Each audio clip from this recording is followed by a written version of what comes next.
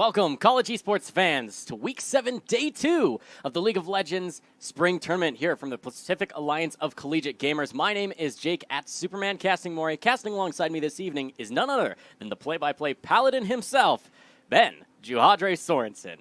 We're happy to be casting some League of Legends action for you this evening. Let's take a look at the tournament overview for the Pacific Spring Tournament.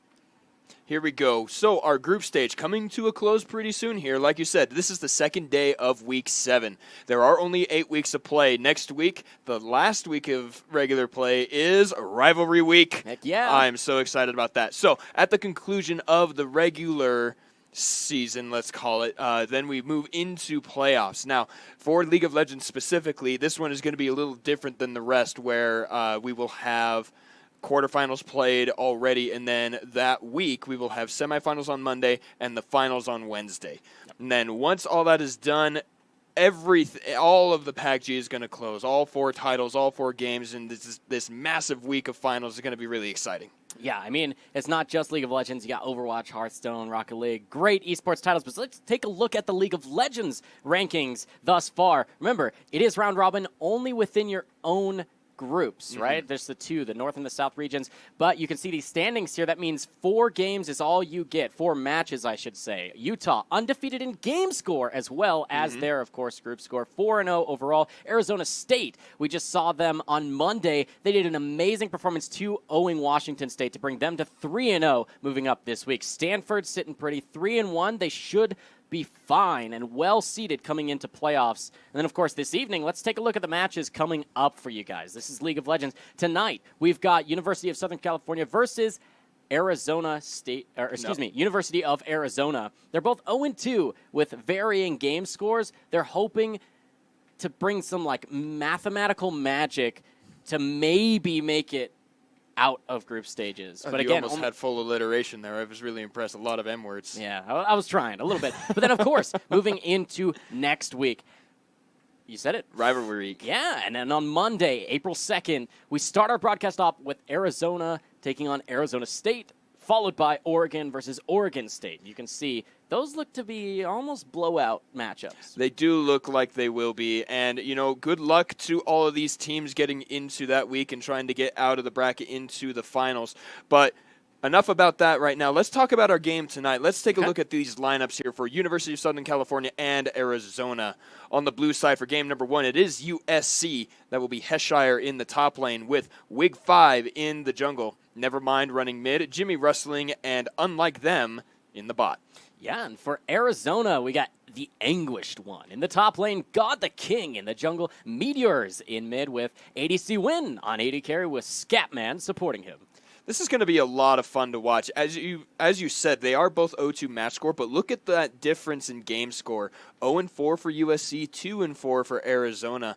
USC really needs a win here to cement themselves as a competitor, especially because come Rivalry Week, they will need to also play against UCLA. That's true. And, you know, to be fair to USC, many of their games have actually been quite close. Yes. Jimmy Rustling, when he gets one of those scaling 80 carries, he can push this game to the late game scale and force enemies to play a lot more scared, a lot cleaner macro play, and then of course the team fights have to go their way when Jimmy Rustling gets fed, gets scaling, and has one of those hyper late game carries. We've seen him on the Tristana. He does really well on that. I think now you'll put him on something like Caitlyn and hope that he gets there even faster by having a stronger laning phase as well.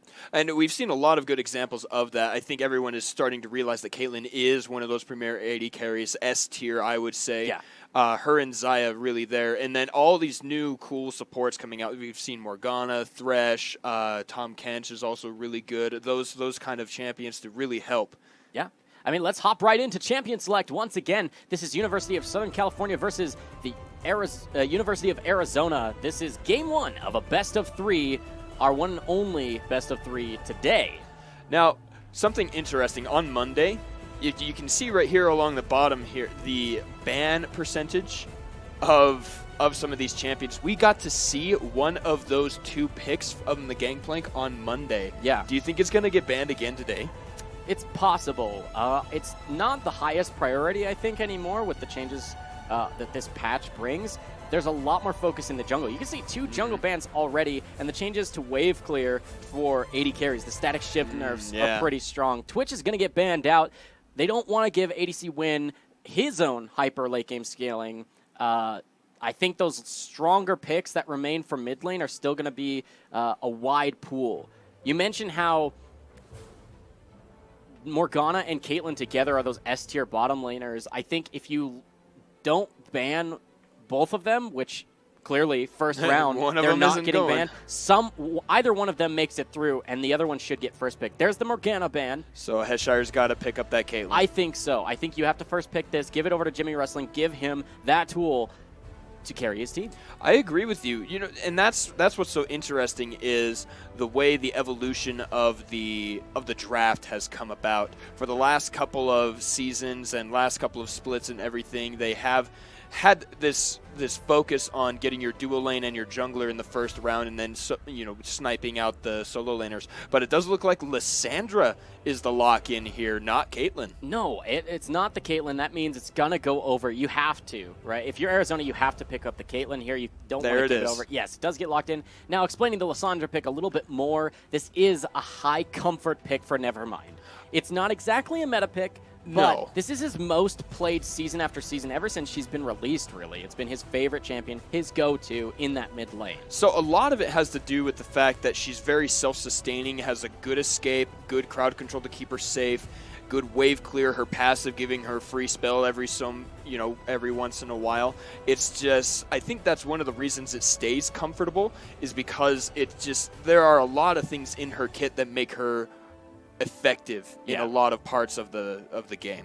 Definitely. Absolutely true. Meteors, though, has a lot available to him. The only mid lane ban here, if you're not counting the Morgana, is that Swain. And now, that even could be a top. It is, right? It's just a good ban overall, but there's a lot remaining in the mid lane pool that could go over to Arizona. Their mid laner, Meteors here, Azir, Rise, Victor, those are all really strong champions that he's very comfortable on, would love to play. I think you pick them up here because you don't want to get banned out. You already see their mid laner, so you don't have to wait to counter pick, unless you're worried about some sort of jungle ban out, right? Because there's a lot of junglers that have been banned out so far. You don't want God the King playing something random that he's not comfortable on if he's going to have to control the early game. All right. Going to be the Vladimir. This could be top or mid, but I think much more likely to be top. Anguished One plays this champion a lot more than Meteors does, but it can be flexed either way. And I think it would do really well into the Rumble. Rumble is going to be continually dealing damage with that Flame Spitter, sustaining with the, not really sustaining, but soaking some damage with that Scrap Shield, where Vladimir is just going to be able to stay there because of the Siphon Blood, able to keep him healthy. I think that's going to be a really good matchup there. I agree with you. It should be in the top lane. But now we're going to go into the ban sniping here. AD carry targeted here for Arizona, taking out Ezreal first. Should be jungle bans here from USC. Definitely. Just to pinch the roles that haven't been picked from the other teams yet. Not really much you can pinch out from the support role for USC, so you're not going to focus that too much. This is nice ban, I think, because Galio's really strong. What Arizona's composition is missing right now, Geodre, is engage. They do have the Abyssal Voyage, but it really is risky if you have no other kind of engage or all-in strategy available to you. So last ban here for red side is going to be that Jhin. Ezreal Jhin banned out. That's 380 carry bans from them. One more over there. The Twitch is banned out too. The engage is just getting banned out here from USC. Very smart from them, I think. So maybe it's not pinching the junglers, it's pinching the key to a team composition. Yep, I think so. I agree with that wholeheartedly. I think that's really, really smart here from USC. They're changing the way the draft happens. Normally, like we were talking about, you pinch a position, but instead it's a role in the game that they're trying to ban out. But unfortunately, it does not stop the Olaf from coming through. One of the best junglers to go against the Skarner. Yeah, I mean, and just like we saw on Monday, the Olaf is interesting because even though it's a top-tier pick, if you're not comfortable on it, it really can't perform. Correct. Yeah, it was Washington State that picked that one up, and Power Kook, their jungler, is so much better on the likes of Jarvan and Zac that he didn't know where to go and how to gank without going over the wall, it was kind of awkward. So maybe God the King can show us that he has put the time in and knows how to do this. That's the hope, at least, for fans of University of Arizona here. The last pick does come through from USC. I like this choice. The movement speed to kite back away from this composition from Arizona that, yes, they have a lot of damage and they can run at you, but if they can't actually get on top of you, where's the damage going to come from? It's not going to be there. So you pick the kite forward or backward bottom lane. Does it very well. USC going to be comfortable and safe in the bottom lane into this Caitlyn matchup. I like the Sivir pick, especially because you can pick up the cupcakes for free mana. It's a nice counter to the Caitlyn, though you do get massively outranged in lane. Yeah, by a lot. Your wave clear's there as Sivir. And the bouncing blades do work for you. And that is exactly what I wanted to bring up, because the reason Xayah and Caitlyn are up there is because Wave Killer has been nerfed, right? The static shiv doesn't deal bonus damage. They took the bonus damage from last hitting a couple patches ago. So getting the likes of Sivir against another heavy Wave Clear champion is going to be really, really good. And then where is all of Caitlyn's damage coming from? It's the headshots. So if you can step on a cupcake without getting hit with a headshot, it's mitigating so much damage and giving you an advantage. I think it's a really great pick. Yeah, I mean, these compositions are interesting to say the least. I would say USC has won the draft in my mind. Yes. Which is exciting for fans of USC. This could be their first game win in the PACG. They're very good players, but they just have fallen time and time again to the better teams, better drafts, better strategies. They've just been outplayed essentially at every step of the game. But now they seem to have drafted themselves a composition that is beautiful in my mind. They have engage potential. They have follow-up to that engage. They also have the ability to kite back and to kind of counter what Arizona has built for themselves, which is we want to squish you into a small space and run you down. That's what Azir can help do. That's what Vladimir excels at, is those small, tight spaces with AoE. And then, of course, running at you. Who better to do that than the Olaf? However, their only hard engage is from their mid laner, the Azir. And that's going to be really hard because they have a lot of ways to interrupt that. A Lissandra ult, a Lulu ult. It's just, you knock him up while he's trying to do that shuffle, or you make him, what is the crystallized prison there? Glacial Prison. That's the one, Glacial Prison. Is that? Frozen Tomb. That's what it's called. Yeah, there we go. Glacial Prison is... That's Sejuani. Yep. That's right. Man, too many Freljordians with the two good names. But then even on top of that, Skarner. That ultimate, that suppression, the only way to get out of that really is the Quicksilver Sash. Yeah. And when you're Azir and Vladimir, do you really want to be building that?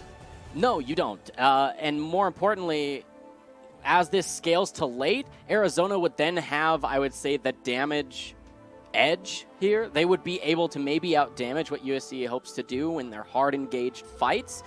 But to get there seems very difficult. And you mentioned the QSS. That's 1,300 gold you have to invest into not losing early and delaying your ability to get those damage items for late.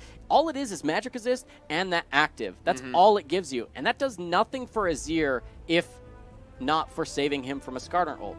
But that's a lot of gold. That's a needlessly large rod that you could have spent that gold on, or a BF sword for Caitlyn. Like, that's so much damage you miss out on just by having to invest into safety.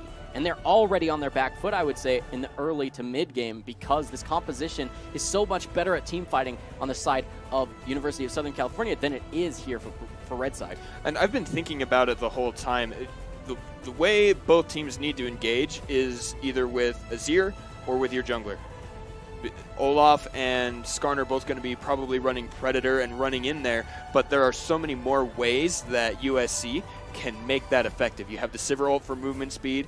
You can slow people down with the Equalizer from Rumble. Yeah. And that you can, again, Lulu ult. If you ult the Skarner when he's in the middle of everybody, just boop, knock him up. Hey, you have your free pick of whatever target you want. There are just so many good ways, but I'm not. Yeah, and that's the other thing. It's nonstop, but I don't see it from Arizona. It's insane. Again, this is going to be game one in a best of three. The Pacific Alliance of Collegiate Gamers. Our spring tournament has been explosive here for League of Legends in particular. Back and forth games, late game team fights that have just been a beauty to watch. Oh, yeah. And I expect that that's what we'll see in this game. It has to scale to late if it's going to be a close one. If it's not going to be close, it's going to be 20-minute victory. Well, and we've seen a couple of those, yeah, too. Yeah, we have. But it looks like this explosive catch-you composition with the stackable crowd control is absolutely there in favor of USC.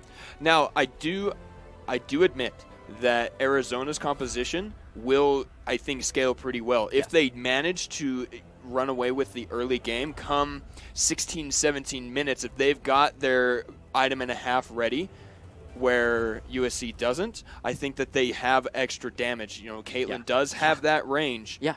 And Siver's the only one with the free cupcakes. Yes. Yeah, and a short-range composition here for USC absolutely puts them in the range to take that damage from Caitlin, the AoE from Vladimir. Yeah, I mean, it could be that the scaling and the damage there that comes out from Arizona could be their victory condition, but they have to get there. They have to survive the early to mid game. Now, they'll have lane pressure, the pushing pressure in, I would say, bottom lane, top lane should go in favor of Rumble, and mid lane should be in favor of Lysandra. But just bottom because lane, of the the free AoE spells, push. But we're loaded here onto Summoner's Rift once again. This is game 1 between USC and Arizona. Both these teams 0-2 match scores.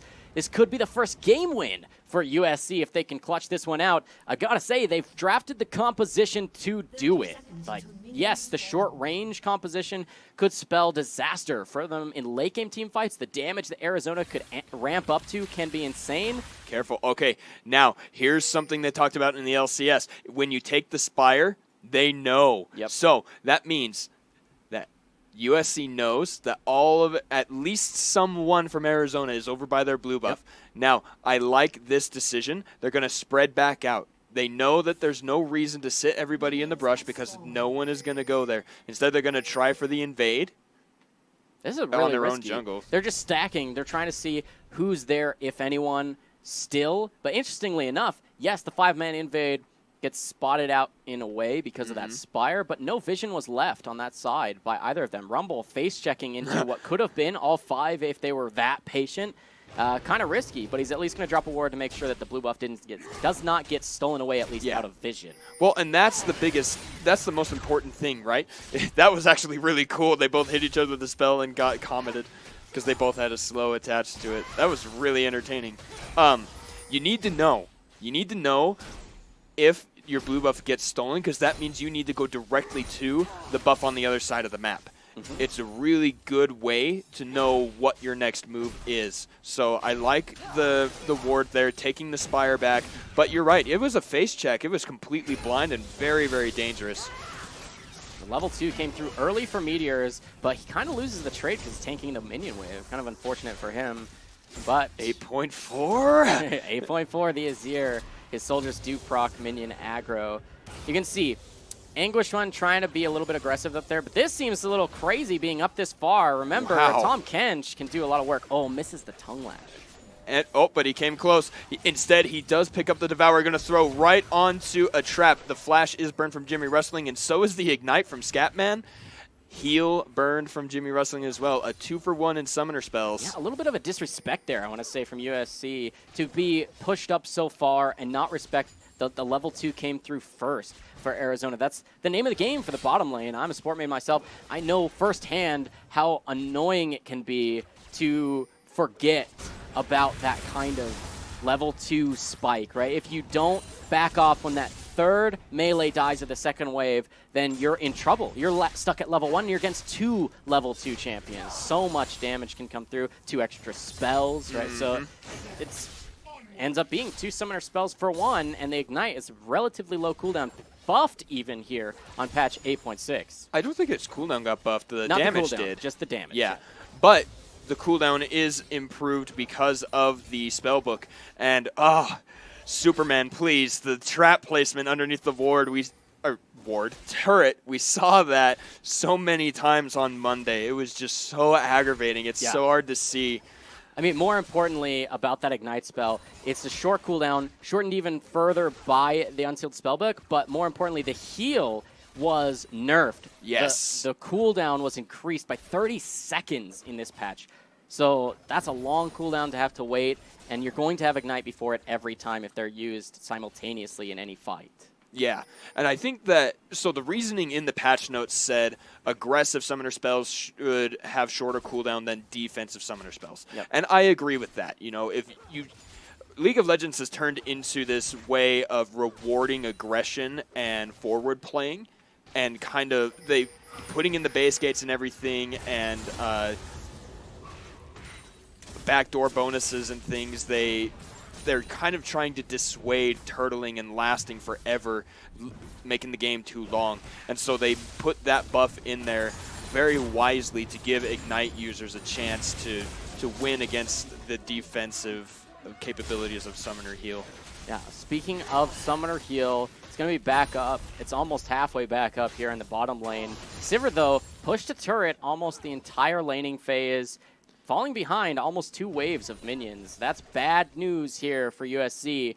You know that you're already going to get bullied a little bit because of the range disadvantage, but you need to try and mitigate that as much as possible. And normally that would come from the jungle. Speaking of junglers, they're both on the bottom side here, Geodre. So Krug farming versus setting up for a gank here. God the King cannot use the Predator because he had... Oh, no, I lied. He does have boots in his inventory. So we might see the gank. He is leaving. So no ganks so far. First one is going to be really impactful. Speaking of impact, Heshire pushing out Anguished One. They're looking pretty good up there on that Rumble. Yeah, he does have that health advantage. He's going to push him out. We'll see if the Unsealed Spellbook swaps over for Teleport here for Anguished One so that he can come back to lane, or if he decides to hold on to that offensive spell. He does swap to TP, going to look to TP back to lane. Doesn't want to miss out on all of that experience and the gold and the minions crashing on the turret shortly. I think that's good news for Arizona. He's doing just fine. Farming against the Rumble. Yes, Rumble has the AoE advantage, can damage you without proccing minions. So totally fine for Arizona's top lane. But good on Heshire. He's the lowest rated solo queue in terms of solo queue player in this game, but he's doing pretty well, holding his own more than. I would say he's doing just fine in the top lane with his aggression up there. But it is a fight. Level 6s come through. Oh boy. Really close. The equalizer is down. Anguish One now has advantage. He is silenced. Oh, but here we go. Anguish One is hit with the Predator and smite for first blood. Wig 5. That had to have been the frame before the heal would have come through. That was insanely close in the 1v1. And then just coming in, smiting the minion under the turret. That's what it feels like. And Anguish One falls first blood with his flash still up. Man, that's got to feel really bad for Vladimir. But really good news for USC, looking to get their first win in PACG. Oh boy, this is only a level 5 God the King, so he is going to be ulted and polymorphed and killed. Unlike them, picks that one up. Jimmy Rustling is going to get the movement speed from that passive onto Meteors. Wig 5 is on the chase. Blast Cone to safety. Oh, he is still chasing. I don't know, Wig 5. All right, he's going to get the Spire and a ward there on the blue buff. But now the ultimate terror of League of Legends is about to happen. That is a red buff Lulu. The ultimate terror, huh? I think it's odd that they didn't gift that over to Nevermind. It is his most played champion on the Lissandra. He's very comfortable in that matchup. He's winning in CS, or at least holding his own. And to be able to put him ahead against Meteors, who is also playing one of his most played champions, is kind of important. I don't think it's smart to just give that over to the Lulu unless you're really banking on having support items come through quickly. And by support items, I'm talking about you have Redemption that will help with your healing, so you're there's not a lot of burst here from Arizona. It's mostly that DPS, damage over time even. And so to have a Redemption is kind of important, or you can go for more attack speed. The on-hit magic damage that can come from other support items, and Mikhail's can help you from the traps. There's not really much of an argument for that, but but there is an argument for this. Heshire beating the Anguished One down pretty hard. That Flame Spitter dealing a lot of damage, especially with that new item there, that Oblivion Orb, giving that flat penetration. Yeah, I wanted to talk about this item too, because oh boy, the flat penetration is there. You're a little far from your follow-up there with 5. In comes God the King. He flashes. Heshire needs to flash too. They go in for the Undertow. That's Ragnarok. He is unstoppable. There's the equalizer down. Anguish One dodges turret aggro. Nice fight from Arizona. A little too much coming out of USC there.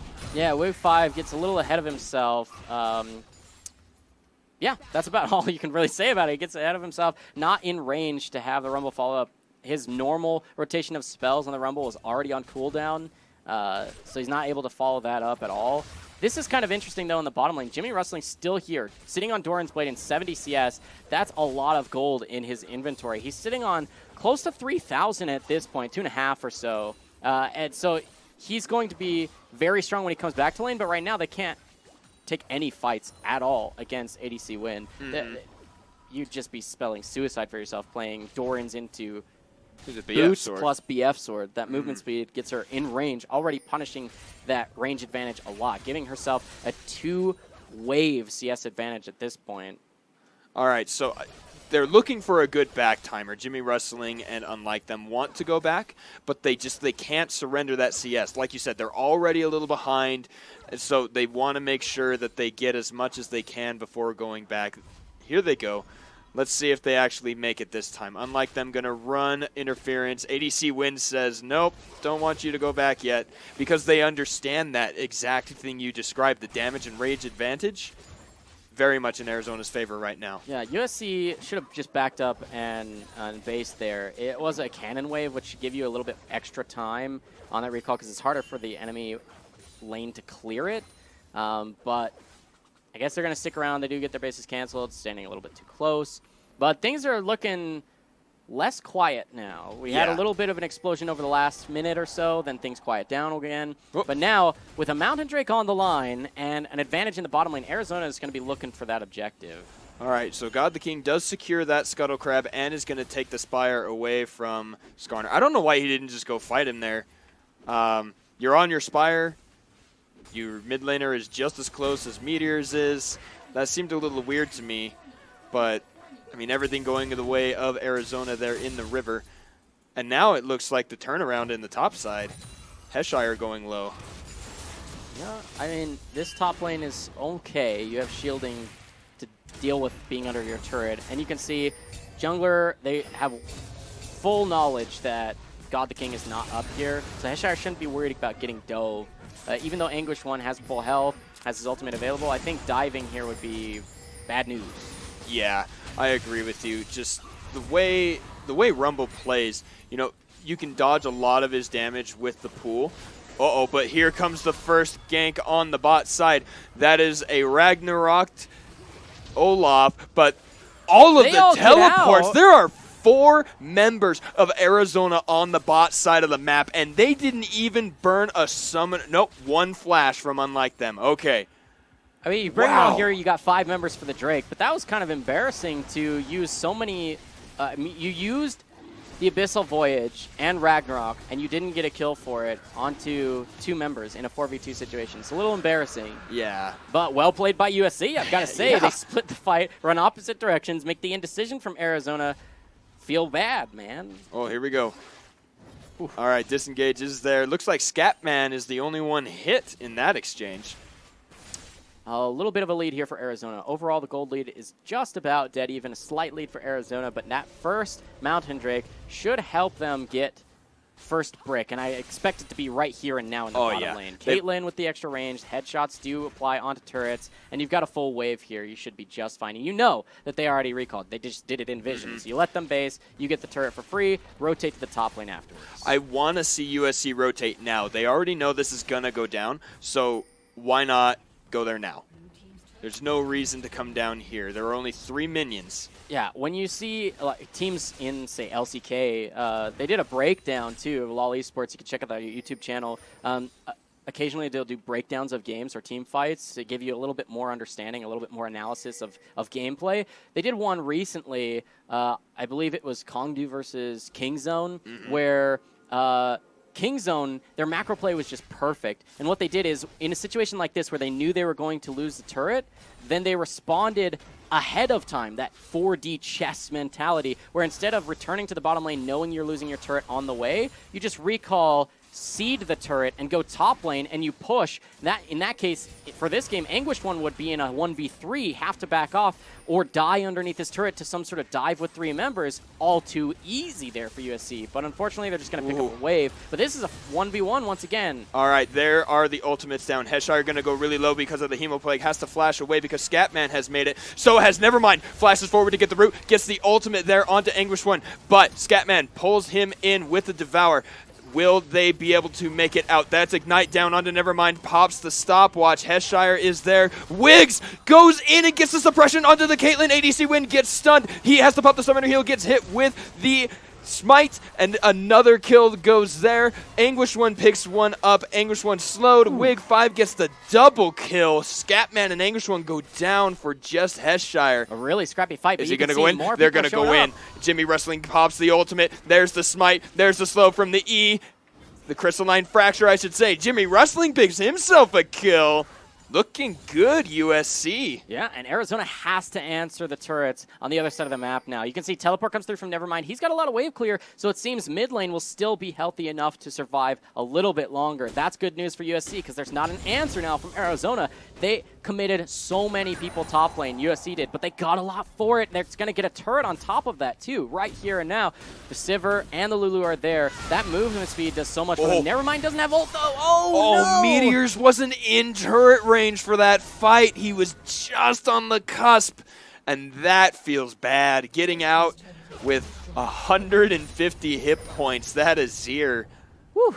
That was close, though. You can see Nevermind is really comfortable on this champion. He knows his damage, and it was so close. Let's take a look at the replay of what happened top lane, how it started up. Here's the equalizer already down. Heshire realizes now he's in a 1v2, flashes away, and the continued aggression, flash over the wall from Nevermind, ults the low health target, but that's the power of the Tahm Kench. An extra set of summoner spells, flashes away to create the space. Now Heshire is basically out of the fight. He can't really join in. The flash is there for Anguished One still, and so he's looking for an opportunity. Wig5 goes onto the high health Caitlyn, but she's really squishy. Goes down. There is the heal. The flash away. 100 health. ADC Win puts a little bit of damage in this fight, but gets out of range. The nice crit from Nevermind gets him low, but not low enough to die. A double kill overall for Wig5.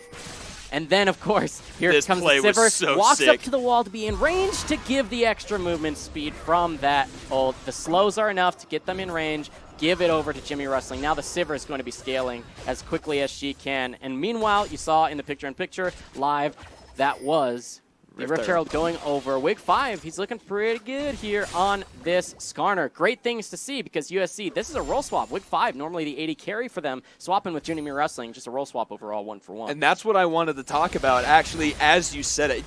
You're reading my mind, Superman, and it's freaking me out. Look at the 80 carry CS numbers. Remember, it was like 2.5 waves in favor of Arizona, and now it's, dang it, as I say it, they're up to 12 different. That's 2 full waves. But it wasn't. It hasn't even grown. Exactly. And that is a finished Essence Reaver on Jimmy Wrestling there to the Static Shiv BF Sword of ADC Win. So in terms of raw damage, I think that goes the way of Sivir because there's no damage on the Static Shiv. It's attack speed and crit chance.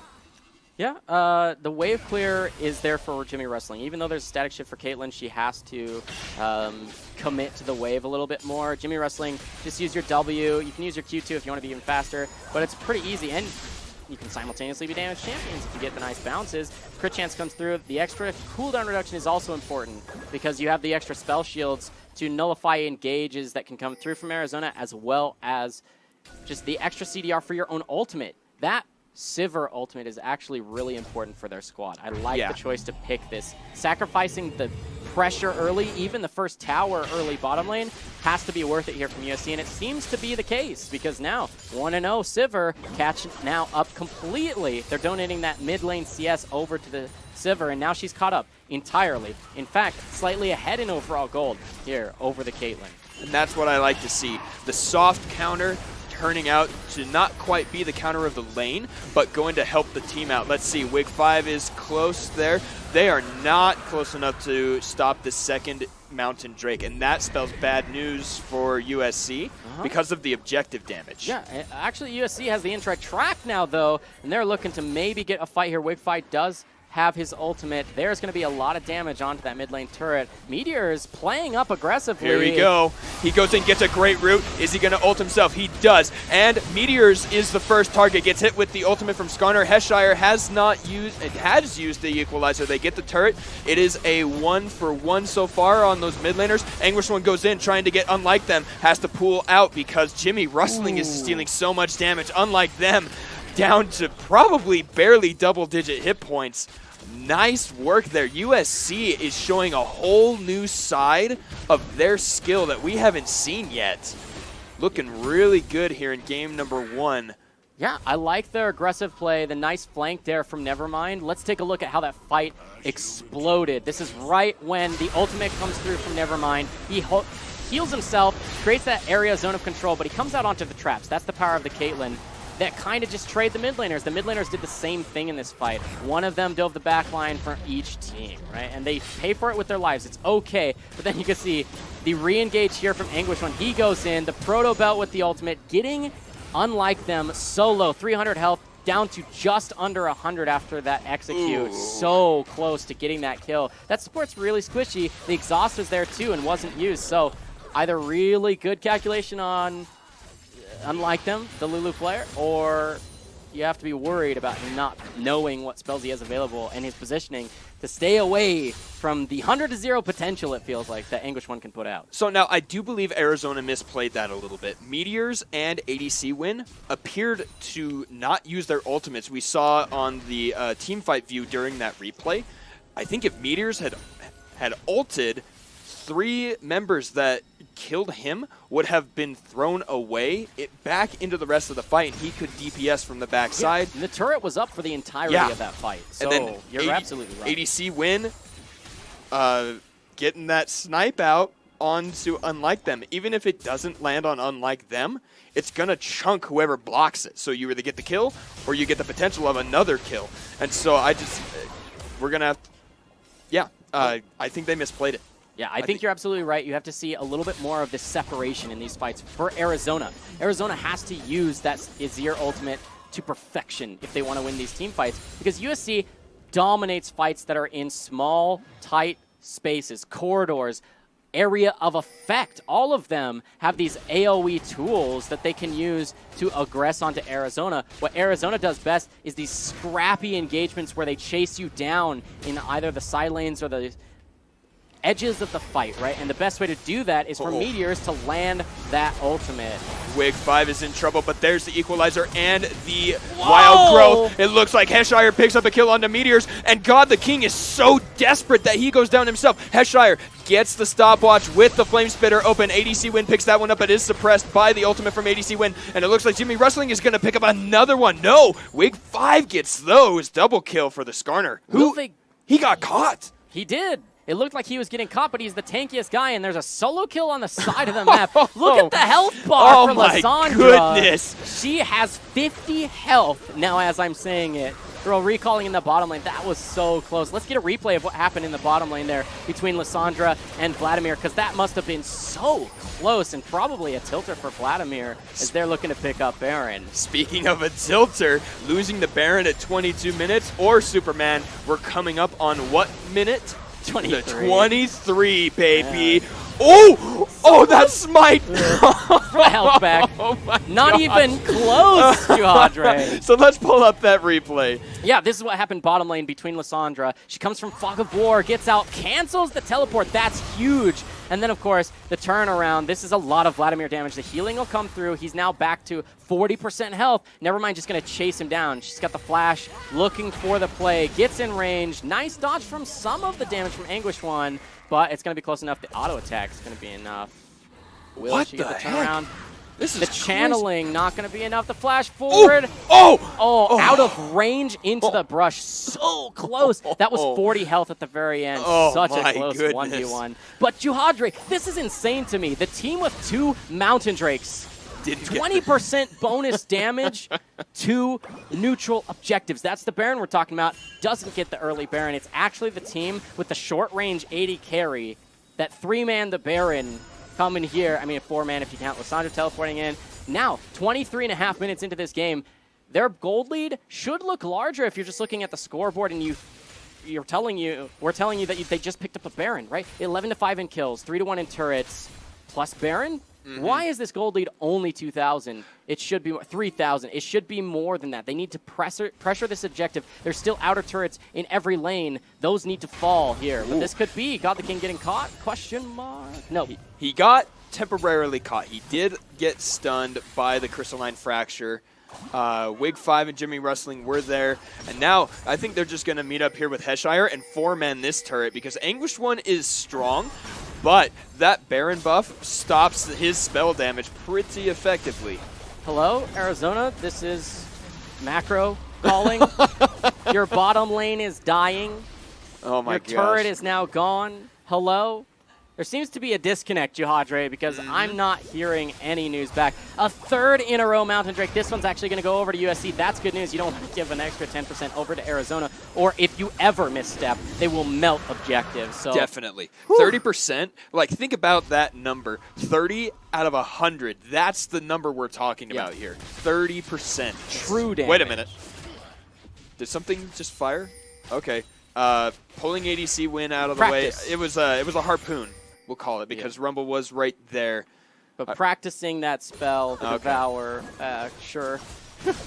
Okay, Baron is still here for about a minute, a little less than a minute, 40 seconds or so. They need to look for an engagement either right now or hold off. I think you can't actually continue your chase because Lissandra's split pushing without teleport, and that should be well known to Arizona because he teleported in to help the Baron. You should have seen that on your screen if you're Arizona. So this is a little bit risky of a push. I think you just clear the wave, make sure that they stick around, and you hopefully get a little bit more gold, a little bit more damage on the top lane turret, try and maybe catch him in rotation, but the vision's here for Arizona.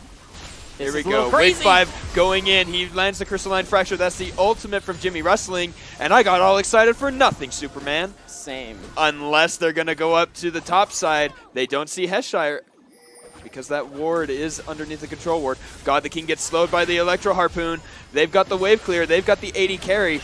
Oh, man, but Wig 5 is on the backside. No more Baron buff means no more push. No more Baron, no more push. Indeed, Jihadre. Red buff going to spawn. It's too risky to stick around to try and contest that objective. You see, Jimmy Rustling, he's now got his Essence Reaver, plus he's building more of that crit chance. He's looking for that Infinity Edge next.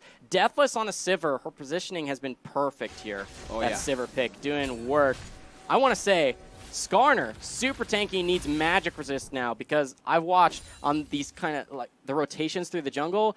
When the vision is there and meteors can attack him for free, it actually is doing significant damage to the health bar of this Skarner. So I want to see magic resist coming through next. It looks like he's building into the Warmogs, which can do similar things. It's a more health pool, means you can survive a little bit more damage. You do have a pause here, but without magic resist, you can actually kind of get melted on that front line. You don't want that because right now that would be a lot of gold. A shutdown would be amazing here for Arizona if they can get more of that gold. Right now, we're right at the cusp of what we talked about in Champion Select, Jihadre, where the early game somehow magically, I want to say, went in favor of USC. They played to their strengths and they rotated properly. They gave up some neutral objectives and decided to get their advantages elsewhere, and it's worked out for them.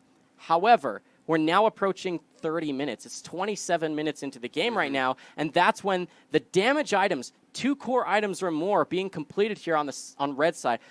Arizona can delete you if they catch you first. And you are so right, but you can't do it to USC. They have been 4-1 the entire time. So the only one you can catch is they're split pushing Lissandra, but what are the chances really of that? The moment you see missing, you say, whoa, whoa, whoa, we don't have 4 of them here anymore. And so they're playing so much better macro than we're used to seeing out of USC. Even looking right here, we can see, look, you got vision all through the river there, a lot of it being USC's. They're ready for that. The last time the 4-1 split was a full-on fight, 4v4 and 1v1, Lissandra won it with 40 health left over. That is true. With using Flash. Now, I don't see her continuing to win that 1v1 at all. The Morellonomicon has been built by Rumble, meaning the team fights have that healing reduction and can put that kind of chokehold on the Vladimir pick. but the damage is still there, and especially in a split against the person who doesn't have Morellonomicon, I think that's bad news for USC. I still feel Jihadre, despite this gold lead, 3,000, approaching 4,000, I still feel like it's in favor. This game is on a timer in favor of Arizona, because even though they don't really have a cohesive team composition, they have damage and they have tools to say, reset. That's the Tom Kench. You try and catch one of them, you have QSS being built on key members, you have the Tom Kench to save others. I just want to say the timer seems to be ticking. It is USC definitely ticking. needs to continue. They have been so far. They need to continue their macro play, continue to take objectives, and to force fights that they know they can win in spots they know they can win them. But if you just wait it out and you're lackadaisical, you're lazy about making things happen and being proactive, then USC might find themselves on their back foot. Yeah, and we talked about that in Champion Select, right? We talked about how we thought the team fight and everything for USC was looking really good, but just the sheer damage of what this comp drafted by Arizona has is so much. So if we don't see the rest of the snowball crashing down on Arizona's cabin, then it's going to melt. It is Arizona after all. It's pretty heated place. All right, man. Taking stock, this is the breather. The calm before the storm, you hope, if you're USC, because you want to light this map up. You want to be able to engage them, and you're approaching level 16 on your key members. Level 16 Ultimate, the Frozen Tomb, as well as the Equalizer, you stack those on top of each other. That AoE magic damage is insane, and there's only now the locket completed here for Arizona. That's good news for Arizona, but they need to make sure that they take only the fights in which Meteors can continue to DPS. ADC Win can continue to DPS. Right now, she's got 2 core items, QSS for safety, Tier 2 boots. That's a lot of DPS you can put out, especially while this red buff is ticking. I think you have to either insta-delete Meteors, who doesn't have QSS yet. I think he's the best target. Or you force Caitlyn to be so low that she's out of the fight, because she doesn't have the kind of shield healing safety that this Ardent Sensor Redemption Lulu has. Oh, she did get the redemption that early. Very good. Yeah. I like that. I do like these choices. One of the other things we have to talk about is we have mentioned that Vladimir and Azir do really well in these small corridor fights. But Rumble's Equalizer is ridiculous. It's just as bad as a Corki package. So they have to be extremely careful. It's interesting that USC, maybe unintentionally, maybe intentionally, who knows, drafted the Rumble specific to have those nice small corridor fights. And it was answered with Arizona saying, oh, we like those fights too. So which team will actually come ahead in that? I want to say, I think the best kind of fights for Arizona are the ones that take place with excellent flanks that could come through from Anguish One and God the King. Ooh, oh, you meant from Arizona. Sorry. Yeah, you if said Arizona that. can have God the King or God the King not so much because he can run through the team regardless, but if they can have Anguish One flank very well and force a separation of this fight, that then Meteors can follow up on whichever part or group of that fight that he wants to chase down, that's the recipe, I think, for success for Arizona. Because these 5v5 front-on-front fights are heavily in favor of USC. They get to dictate the tempo of these fights. So you want to see them being split apart if you're a fan of Arizona. And I think they have the tools to actually do it. I mean, the most important tool, the most recognizable one, is Meteor's ultimate. Now, his ultimate on that Azir is on cooldown right now, so they have to wait for that if they want to look for a fight. And the split push is happening on the other part of the map. You can see bottom lane, this is the Vladimir versus the Lissandra. Lissandra again. Lissandra's winning. Lissandra wins. Full health. We got to see a replay of that, but let's wait and see what happens in this fight in the jungle. Here's that small corridor we were talking about. Wig 5 does get hit with the Caitlyn trap, and so does Unlike Them. That's a lot of unnecessary damage. Redemption coming down. They do get a huge heal out of that. Nice work there from USC. Do they go straight for the Baron? They do. Lissandra is still split pushing. I don't like this choice to go for Baron because they're not that tanky. Yes, they have the Skarner, but they're going to take a lot of damage, and debuffs that come from Baron that makes Meteor's damage that much more. I think you just go top lane with your 4 right here, push that lane out while you have to pressure bottom lane. They have to recall and respond to it. God the King has a blast plant if they actually start for this. Now it's gone. Now they could reconsider it, but Jimmy Wrestling took a lot of damage. They are going to go for it. Yeah, Wig 5 is there. Heshire is here. He's going to try and dissuade everything. We can see Nevermind coming up from the bottom side. I think now is the time. But they're trying to clear vision when they don't need to. It's already true vision. I mean, if you don't want to go for the 50-50, I respect that. And you're down a level from your jungle, so your smite actually deals less damage. So I can respect the idea of backing off. But if you're going to back off when there's a possibility of 50-50, I don't think you go back to it here, unless you think you can burn it faster. Ooh! Getting ADC win really close to dead. Nevermind is low, and now Unstoppable Olaf with the Ragnarok. He flashes in, he smites early, and that is a USC Baron. Olaf goes down, he gets the stun, but goes down to the Azir. That's the shutdown they were looking for. Anguish 1 is going up here against Jimmy Wrestling. Unlike them and Heshire, he is going to get the pool there, but go down to the Boomerang Blade. Meteors on the other side, though, takes down the mid laner. Jimmy Wrestling gets one more auto attack, kills ADC win in addition to the Anguish 1. But now Caitlyn Trap means nothing to unlike them. Flash forward, Meteors gets a nice Conquering Sands. That's a triple kill. Heshire underneath the turret. There's another Conquering Sands with the Shifting Sands. Quadra kill for Meteors. Yeah, these extended fights that get split up and scrappy, that's how they play out. Arizona wants these types of fights. Now, let's take a look at the replay, Juhadre. This is that Baron fight. Let's get it on your screen. There is the smite that was in favor of the Skarner. He's the first to fall in this fight alongside the junglers just get deleted out. Meteor's going to chase down the Lissandra, and this means the Vlad is 1v3 up here. This is really nicely played. Jimmy Wrestling willing to be aggressive. The nice choice by Catman to communicate, to get on over there. This is going to force the Hourglass so the Anguish 1 doesn't die AoE, but he's too far up, and now Meteors is on the side. I think he should have used the Blast Plant rather than his cooldown, and that would have been cleaner here, but speaking of clean play, the Quadra kill is how he'll clean up this fight, and that means not a single Baron buff remains on the team that actually ended up getting the Baron, Juhadre. So that's pretty good news. Though, back on live, that was a steal here that came through for USC's jungler. Revenge steal. Oh, he got the Tom Kench instead of God the King.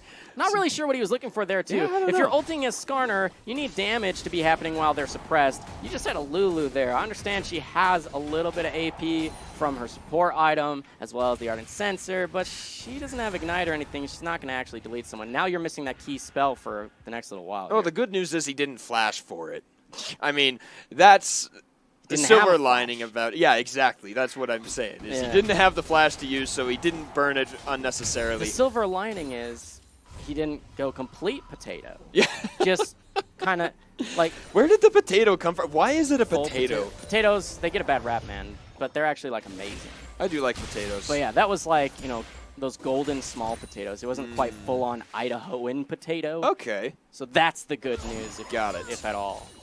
Now I'm hungry. I want a potato. Want potatoes? Feels bad, man. Yeah. Okay, so looking back here in mid lane, you can see the Caitlyn with items. She was kind of in trouble that fight. It started out with Lissandra ulting with the Frozen Tomb onto ADC Win. Very quick QSS, so good on ADC Win to not just like get deleted out there and actually put the pressure on to Nevermind to back away. So you can see this Caitlyn is very comfortable. 2 crit items with the Infinity Edge means she's nailing people in these fights. So much damage can come through from very far away, and now with a 6-2 Meteors, he got a lot of gold from that last fight near the Baron. Here we go. Gold lead is actually kind of small here. It's only 3,500. It hasn't moved. Even with them getting the Baron, they got aced, right? So now where do you go? The pings go down here onto bottom lane inhibitor turret. They have vision set up to a degree in this jungle, but you need all members there if you're actually going to pressure this turret. Will you get a catch in the jungle? That's the question. Oh boy. This is not who you want to catch, because he has Ragnarok if you use the ultimate from Skarner. But this pick on the other side, Rumble and Lissandra again onto the Anguished 1. I wish we would have followed that, but there were more members on the mid side. So there is the ultimate from Jimmy Wrestling. They're trying to deal some damage, but no minions means backdoor bonus, and man, that crit hurt. Here comes another redemption. Are they going to continue the fight? I think they should be splitting 4-1 again. You mentioned how that was doing so much for them earlier, and that was working out extremely well for USC. I think they go back to it. Yes, they have a 5v4 for a little bit here, but they're short range. They don't Yeah. siege well at all, Juhadre. And you got No, a wave they stacking don't. top side. I think you should have been sending someone on their way already and still either have Lissandra be the one splitting top lane and getting those outer turrets for free, the inner turret, if you will, and having your 4-man pressure the bottom lane, or I like this. I like this. They're leaving Lissandra there, and then they're going to 4-man the mid, forcing them to stop the mid push, and then they get the top lane. Nice work there. Arizona is so split. The wave clear is here, though. Static Shiv plus the undertow. Azir, if he's there. Of course he has the wave clear. They're looking to keep hitting this turret. But again, this is a short-range Sivir. They have one Mountain Drake, but they don't actually melt turrets that well. Nice. Massive stack in the top lane there. That's the tier 2 turret. It's just getting melted. It's going to fall. There it is. That's going to be the minions doing work for them. USC still really healthy. They have an Ocean Drake too, meaning in between these fights, they're going to regen a lot of health and resource bars in between. Do they look for a dive, though? Nobody's answering Lissandra, and as an AP champion, she actually does a lot of damage to this turret. They're going to send Olaf and Vladimir to try and answer this. Here we go. That leaves mid lane open completely to USC. Never mind. Gonna ult himself right after, unlike them getting ready for the ult. Nope, there was the flash. A little unnecessary on the ultimate afterward, but that is exactly why you let Lissandra be your split pusher. That was a whole, 5 seconds of invulnerability, untargetability. Yeah, and that was gross. Ragnarok and Hemoplague used for that, and they didn't get anything for it. In fact, they still lose the turret. I think you have to back off here, though. There's the Sivir ultimate. Nice choice. The slow comes through. Okay, God the King goes in. He is rooted. Ragnarok was burned in the last fight. In goes Wig 5. They have the suppression on the meteors. They kill him. Heshire uses his own Zonias. He does not manage to get back to the redemption. Wig 5 does, though. Unlike them, going to take a hit or two. But USC... oh, the Sun Disc is saving him. Nevermind goes in a little too much. His ultimate is back off of cooldown. Wig 5 going too far. This is the Azir turret. Remember that the real one had already fallen, so it's going to tick down over time. I think you don't stay here. You can clear out this last wave just because you have so much quick wave clear and you're healthy.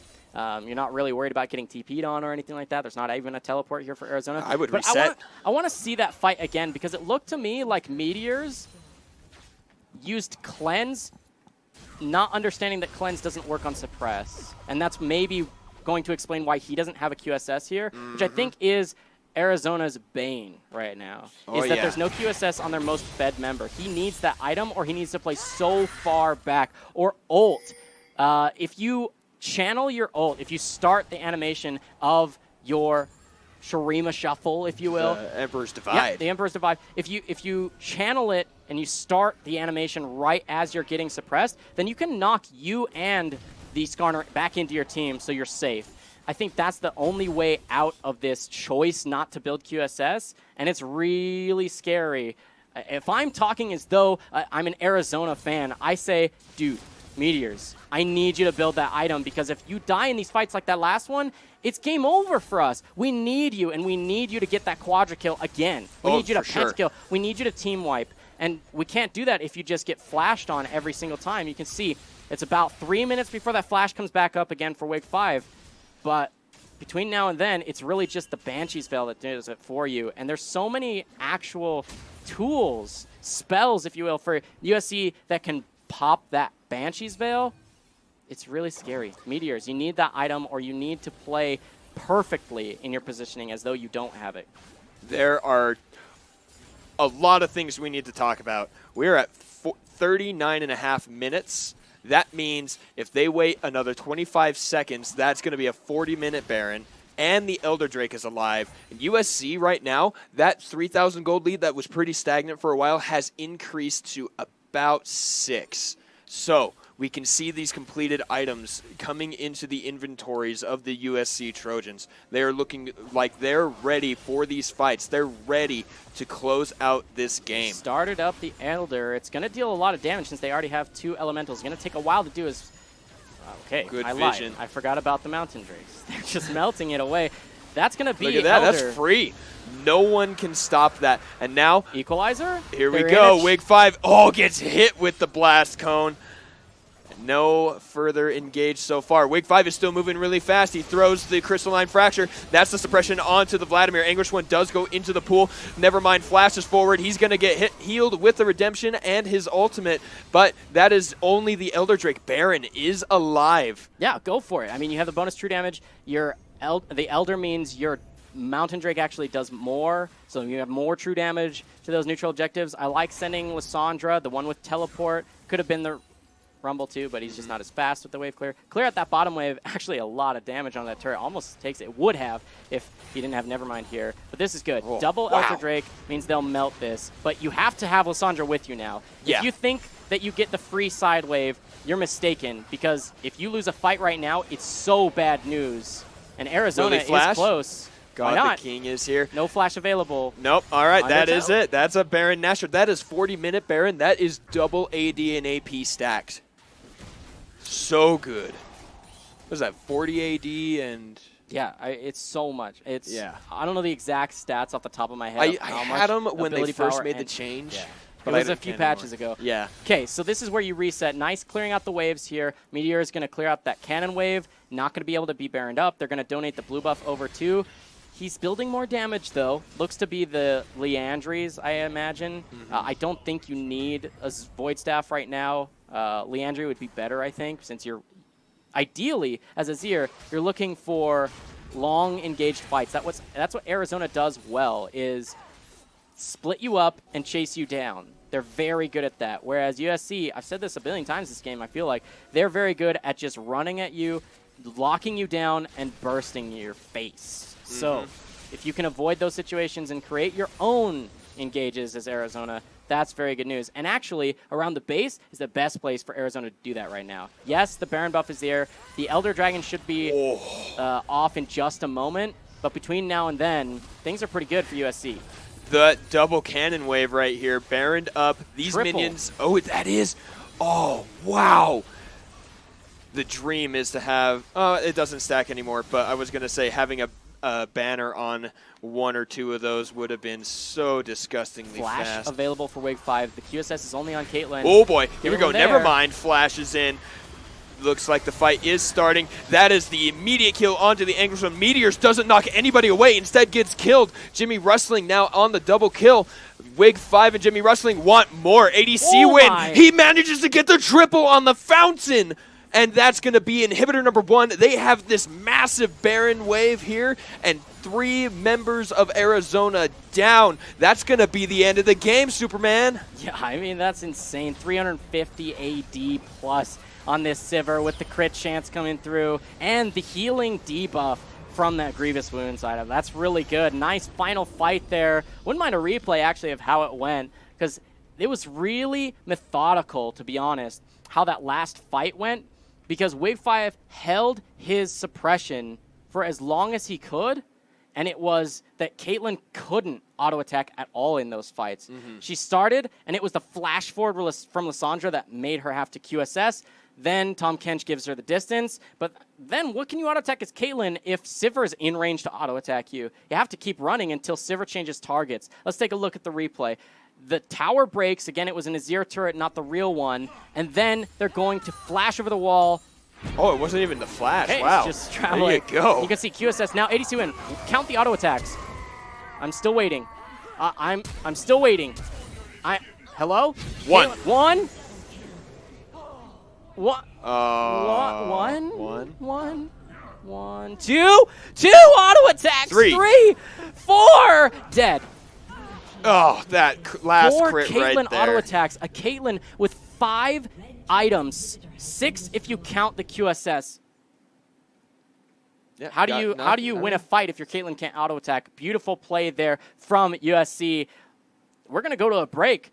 Hopefully something becomes re-envisioned here for Arizona, because they got demolished in what was supposed to be their game to win late. Oh, for sure. And we talked about that several times, but USC, they got the snowball, they kept it, they played so much more controlled than we're used to seeing.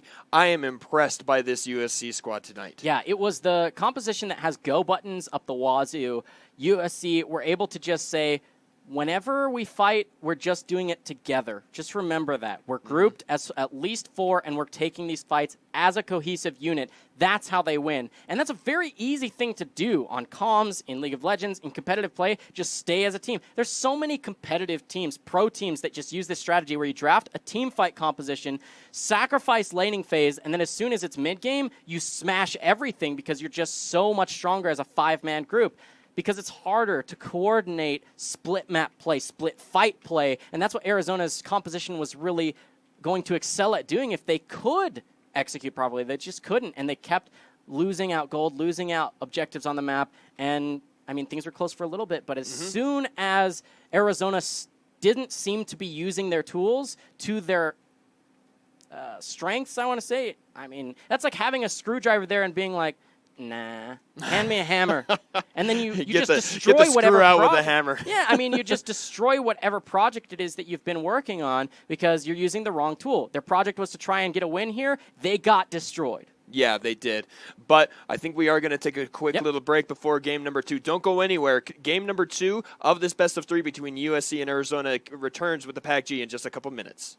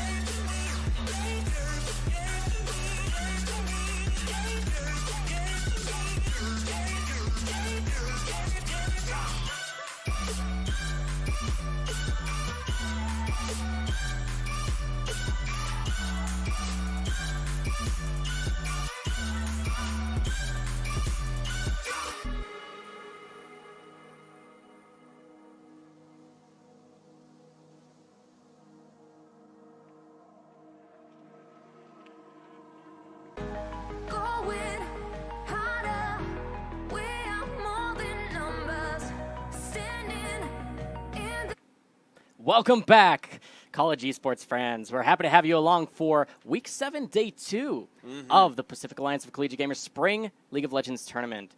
Man, I'm excited. My name's Jake at Superman Casting Warrior, and casting alongside me is none other than...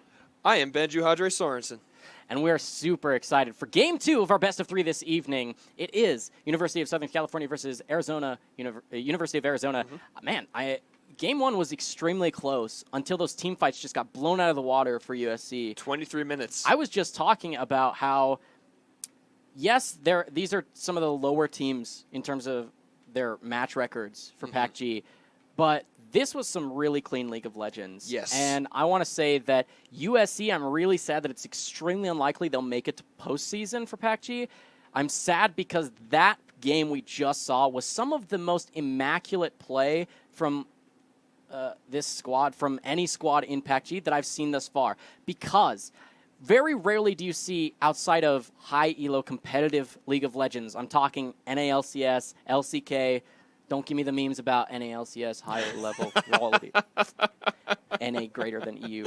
Okay, I'm just saying, outside of actual professional League of Legends, you don't often see teams say, we will intentionally lose battles to win the war. And that's what USC did. They said, we know we drafted a losing lane bottom. We're okay with this. And then we win by grouping up and fighting. Not grouping up and sieging, but grouping up and fighting in spots where we've secured the vision. They did that. They did that well, and they brought out the win. I want to see them play to their strengths and avoid weaknesses in a similar fashion for Game 2 if they're going to bring out a 2-0 victory. And I mean, congrats there, USC. First win of PACG. Their entire performance here, looking to bring it. Now, Game 2, 1-0 is that game score out of this match. I'm really excited here. So you talked about playoff dreams. USC, they need to 2-0 Arizona here, and then come rivalry week when they play UCLA.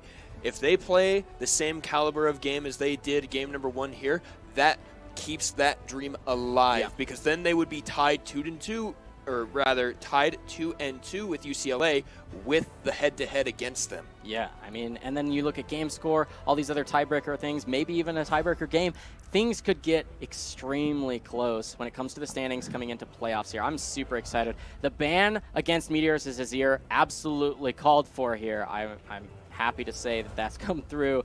If you're a USC fan, these bans make a lot of sense. Oh, I mean, if you're a USC fan, you're sad. If you're an Arizona fan, you're happy. But you're right, they do make a lot of sense. Why would you not ban those? The Lover's Lane is available. First pick Xayah means you either pick ban or know that you're going to play against the Rakan with that pick.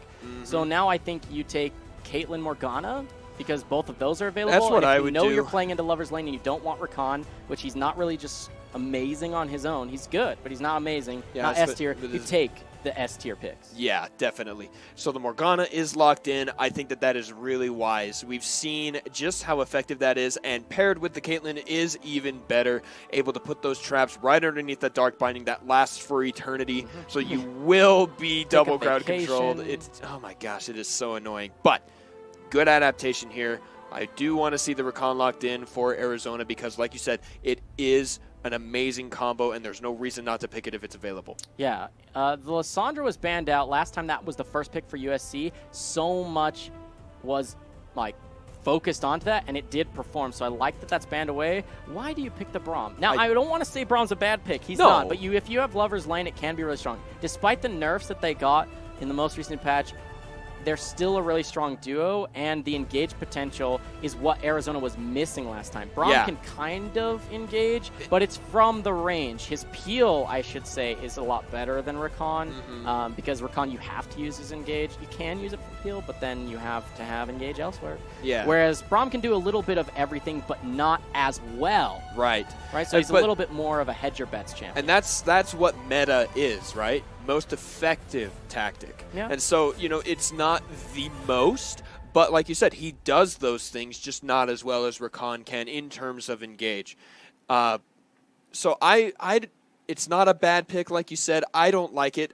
There's no reason not to pick up the Rakan there. But I'm okay with it only because it has a little bit more. I mean, procasters talk about this all the time, where this idea of agency, your choices, where you have an array of options to use your champion for different means. Whereas a champion like Rakan, yes, he is absolutely going to be the best with Xayah at engaging these fights, but that's all he really does. That's a one-dimensional. Right. Whereas Braum can peel or engage and can split these fights too. He can apply his passive, the concussive blows, to everyone if he can get onto them. So there's that. I mean, you have the choices available. However, I agree insofar as Rakan can really do that engage tool the best. But Braum, not a bad pick in my mind because he has options. And so now that we've beat that one to death, let's talk about our mid laners here. Ryze, still a very strong pick, got that wave clear, gonna have good control of the lane, but then it is answered. Nevermind gonna pick up the Echo. Something we haven't, did we see one game of Echo already? I think we've seen one. We've seen one Echo game. I can't remember who else played it, but we have seen it. It's going to be a nice answer there. Going to have his own form of wave clear. Nice ultimate to get out of fights. The junglers are going to be the last few bans here. Sion banned out. You just don't want that in the top lane because that's left here for Arizona. Definitely not a Ryze top lane. You don't flex that pick like that. No, not anymore. But I like this choice. Echo, the second most played mid laner for Nevermind in terms of solo queue. Same true here for Ryze for Meteors. It's like they both just had, like, pick a card, here's your top 3 champions. You're looking at the faces of these cards.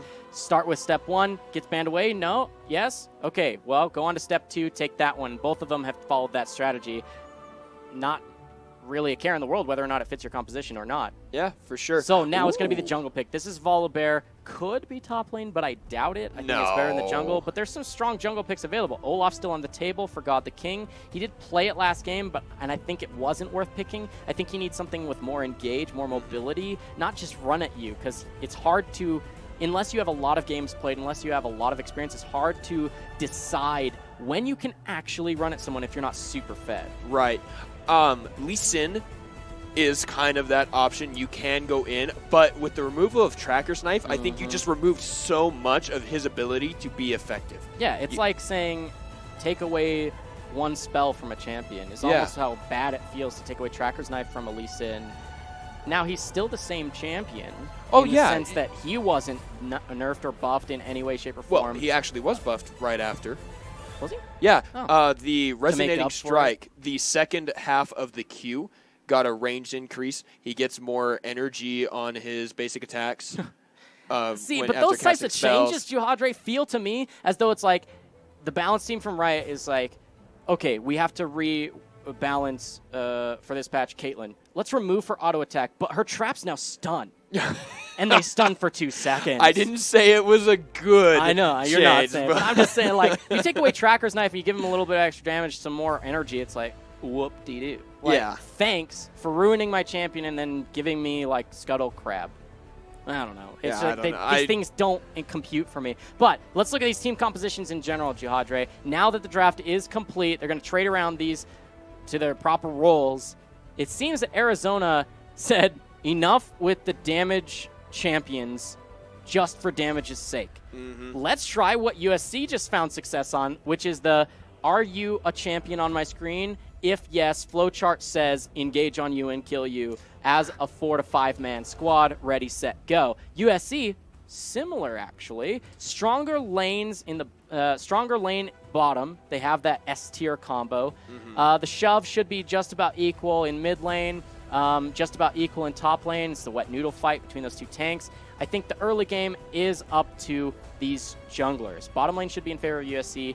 Do you play around that if you're Wig 5? Look for the dives with your passive, the volley there.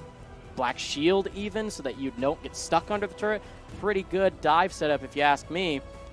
Or you can say, bottom lane's going to win anyway, so I'm Wig 5. I'm an armor bear. There isn't a zillion here to stop me, so I get to decide which solo lane to go for. But speaking of junglers early, I gotta say, Lee Sin, one of the best champions in the game, early game, for making things happen. The most mobile, and he has insane power in his first few levels. Oh yeah, 3-6. It's because his level 1 even, if you get that sonic wave resonating strike, it has execute damage. So if you gank on a target that's already hurt, you throw that, it lands, you fly across the lane with the increased range they gave it. Woo! My body is telling me no. Remember that old meme? Oh the my Lee syndrome, gosh. right? The Lee syndrome. We'll see if that happens here. But that's the power. If you have, it was so much easier. I remember back in Season 3, you could start with 100 AD on the Lee Sin. That's yeah, insane. I've seen it, and I fought it, and it sucked. Did you fight it or did you die to it? There's a difference. Both. Okay. I did both. I lost level 1, and then later on in the lane, I did get advantage. Okay. But Because Lee Sin doesn't scale. correct. And that's what's so dangerous. So you've got to do the early game strategy. You have the Lee Sin that has that early. Look at 2 ignites here, one for Meteors and one for Scatman. I'm going to go ahead and throw out a guess here that they both have Spellbook. Not necessarily for Scatman, but Right. almost certainly for Meteors. Yeah. It's a guess, prediction. But that early aggression, when you have the ignites, when you have something like a Lee Sin, I think you leave your Ornn alone and you gank on that bottom side where you already have the ignite. Fair enough. You have options, that's for sure. Yes. And even at level 6, I think you still have a lot in your favor as the Lee Sin with the Rise, just to show up and have the right position and show up very quickly. That's the element of surprise, absolutely in favor of Arizona here. And they're looking to bring us to Game 3 if they can. It's just, can they make the early game go well? Because late game, it seems to be a toss-up between these two teams. Very good damage from both these squads. Not exactly the same composition, but very similar compositions in the sense that they're both very good at 5v5 fights. Rise a little bit stronger in 5v5 than Echo. Yeah. But Echo, pretty good about taking turrets, showing up, roaming from mid, can answer the Rise pretty well. And with Teleport, Echo's a really good split pusher, a lot better than the Maokai, and Echo can do a lot better split pushing into Ornn than a Maokai can. Yeah, I agree with that. I think that that's a really smart thing to bring up because it was your top laner, the Heshire.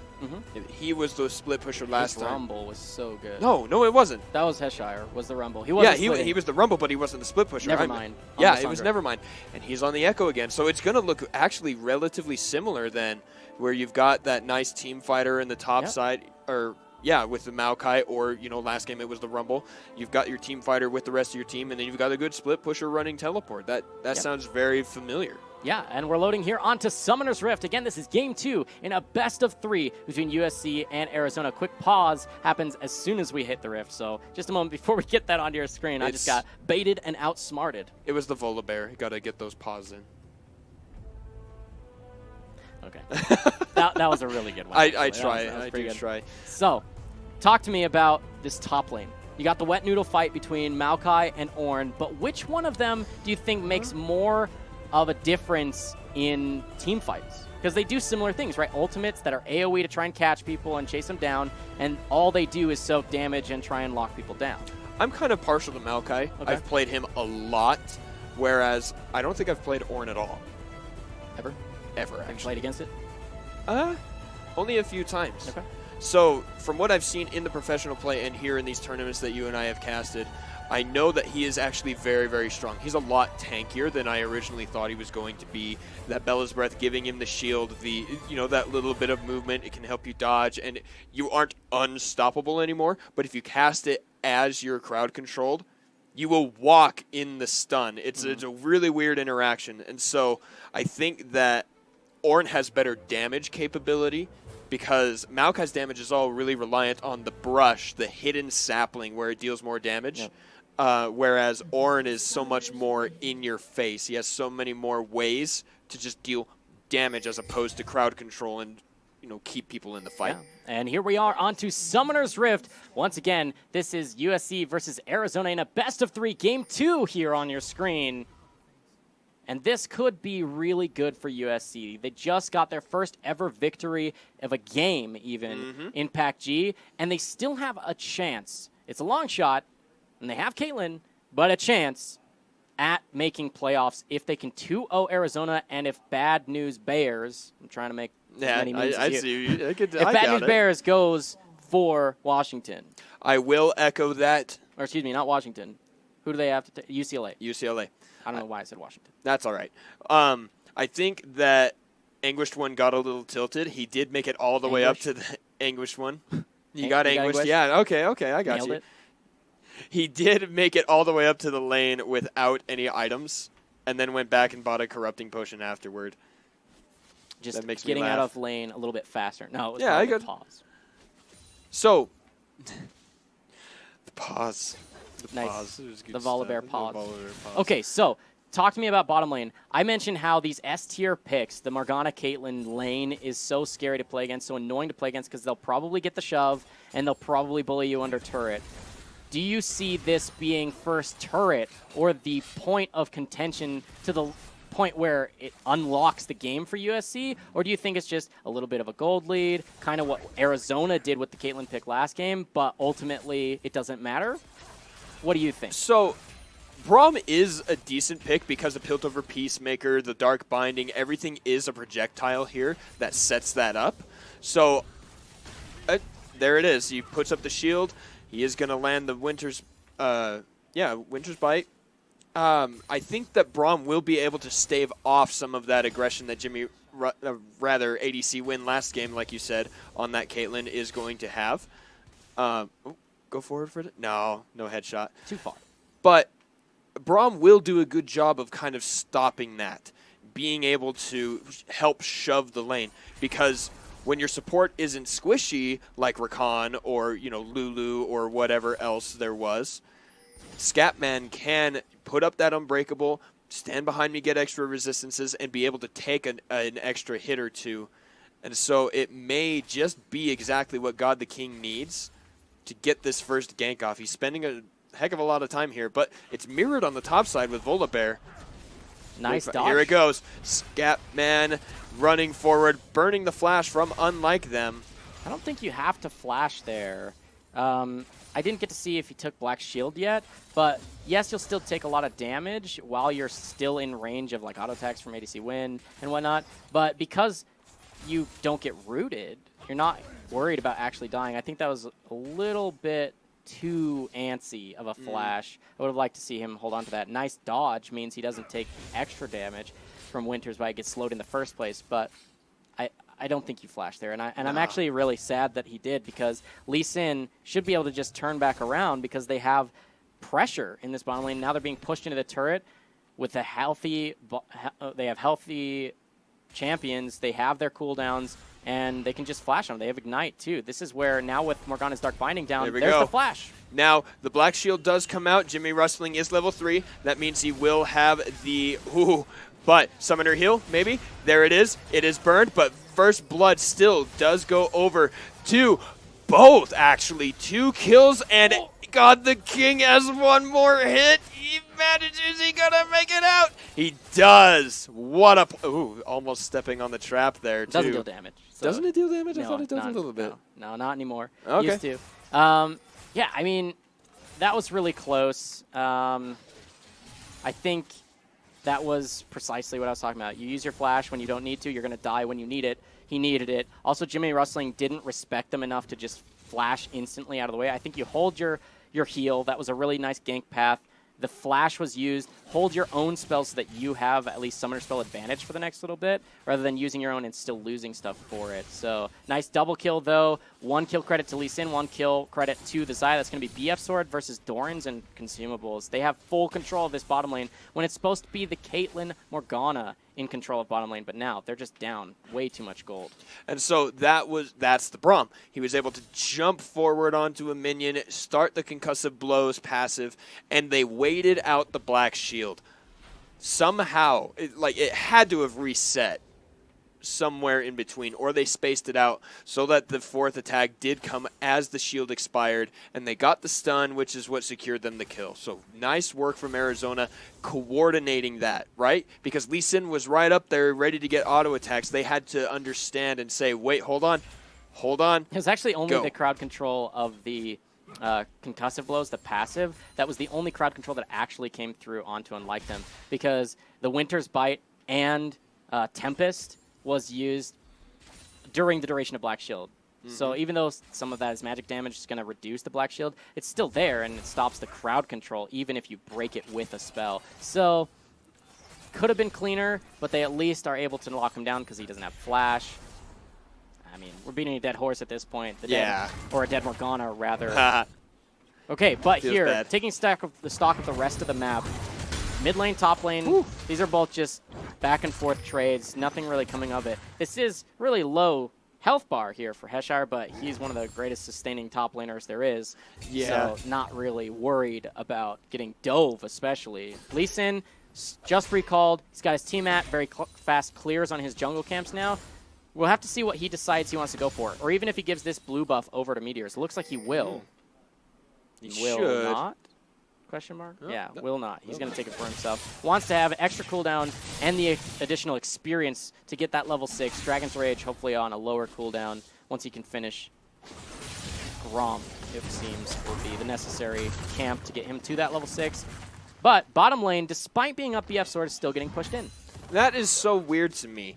Like, that just speaks to the power of the Morgana Caitlyn lane. Guys, watching from home, remember that lane because it is strong. You can see it right here. Looking really good for Arizona.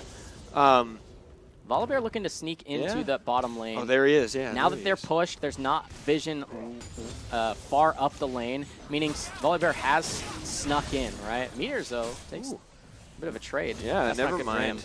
Coming out ahead there, the Rune Prison is going to stop him, but Meteors takes a lot more damage. And Will they Heshire have and the English roam? just trading. Oh my gosh, these 3v3 guys. in the bottom lane. Let's take a look at this, though. Volibear Yep, channeling Volibear his is recall, staying. but the Here- fight breaks Oh, out. they're on the fight here. That is a Dragon's Rage to knock Wig 5 back in. God the King is going to secure that one. Wow. Level 6 from that jungler. Looking good. This Lee Sin turning out to be a better pick than we thought it was going to Or be. at least being played very, very well. Good on God the King. Ooh, Oh, boy. It should be a kill, right? No. No, he no does way. dodge out. That poor little sapling isn't going to find its mark. Anguished One makes it out alive. Going to heal up here. The only problem with Orange passive, he can build items from the lane, but it does not refill your potion. No, and That would be or your broken. health and man. Yeah, it would be broken. If you could insta-base, essentially, basically a free recall plus teleport, that would be a little bit more. But you mentioned the Ornn and building items. He does now build just a little bit more mana for himself. That Sapphire Crystal going to come through.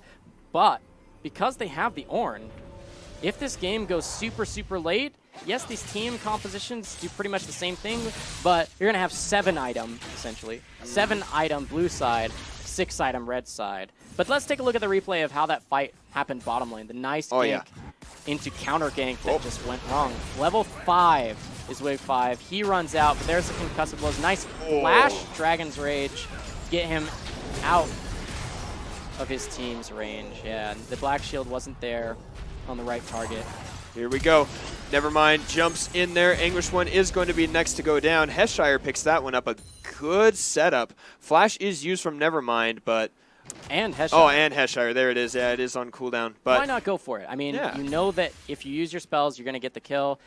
I didn't get to watch, like, from forever them setting that up to know if they had to, but ultimate available won't be there. Holy damage burst. That's what Lee Sin can do. It's the combo with the execute and the Dragon's Rage can help you execute if you don't want them to use anything. It's a form of crowd control. It's a knockback. They can't actually do anything while they're in flight. they did actually buff the damage on that, too. I think at level 3, it's rank 3. Yes, that's what I meant. 600 damage. Or something stupid like that. And it is a bonus huge damage number. based off of who they like knock into, right? Yes, They deal yeah. more damage. So, Lee Sin, 3-0. We're 10 minutes in. Neutral objectives are available. You saw him just get a successful catch in the river with the Rise there. We need to see a little bit more because although it is the Ornn team, Lee Sin going to get outscaled pretty heavily by Wig 5 here on that Volibear. Lee Sin, not the greatest scaler. Does get seen by a ward here too. But this could be a 3v2 very easily with Rise heading up here. Looks like they're going to be looking for a fight. Dragon's Rage not available. All right, so Call of the Forge God is there. Wig 5 wants to jump in. That is the ultimate from Maokai. All the damage going to be going on to Meteors, but the knock up there. God the King on a rampage. 4-0 right now, making Wig 5 have to flash. Yeah, they force the flash out of the Volibear. Echo not able to get there in time. He doesn't have teleport, doesn't have flash. He was clearing the wave when they started that. That is the power of this roaming Rise. You just show up to fights that aren't necessarily designed to go your way, but now you have a numbers advantage, so why not win a fight? And that's exactly what they did. They need to keep doing that, keep pressing this early game advantage that they've accrued for themselves through, like, really nice gank pass from this Lee Sin. He's applying the pressure he needs to, and with that Tiamat, he's keeping up in the CS numbers in the jungle, too.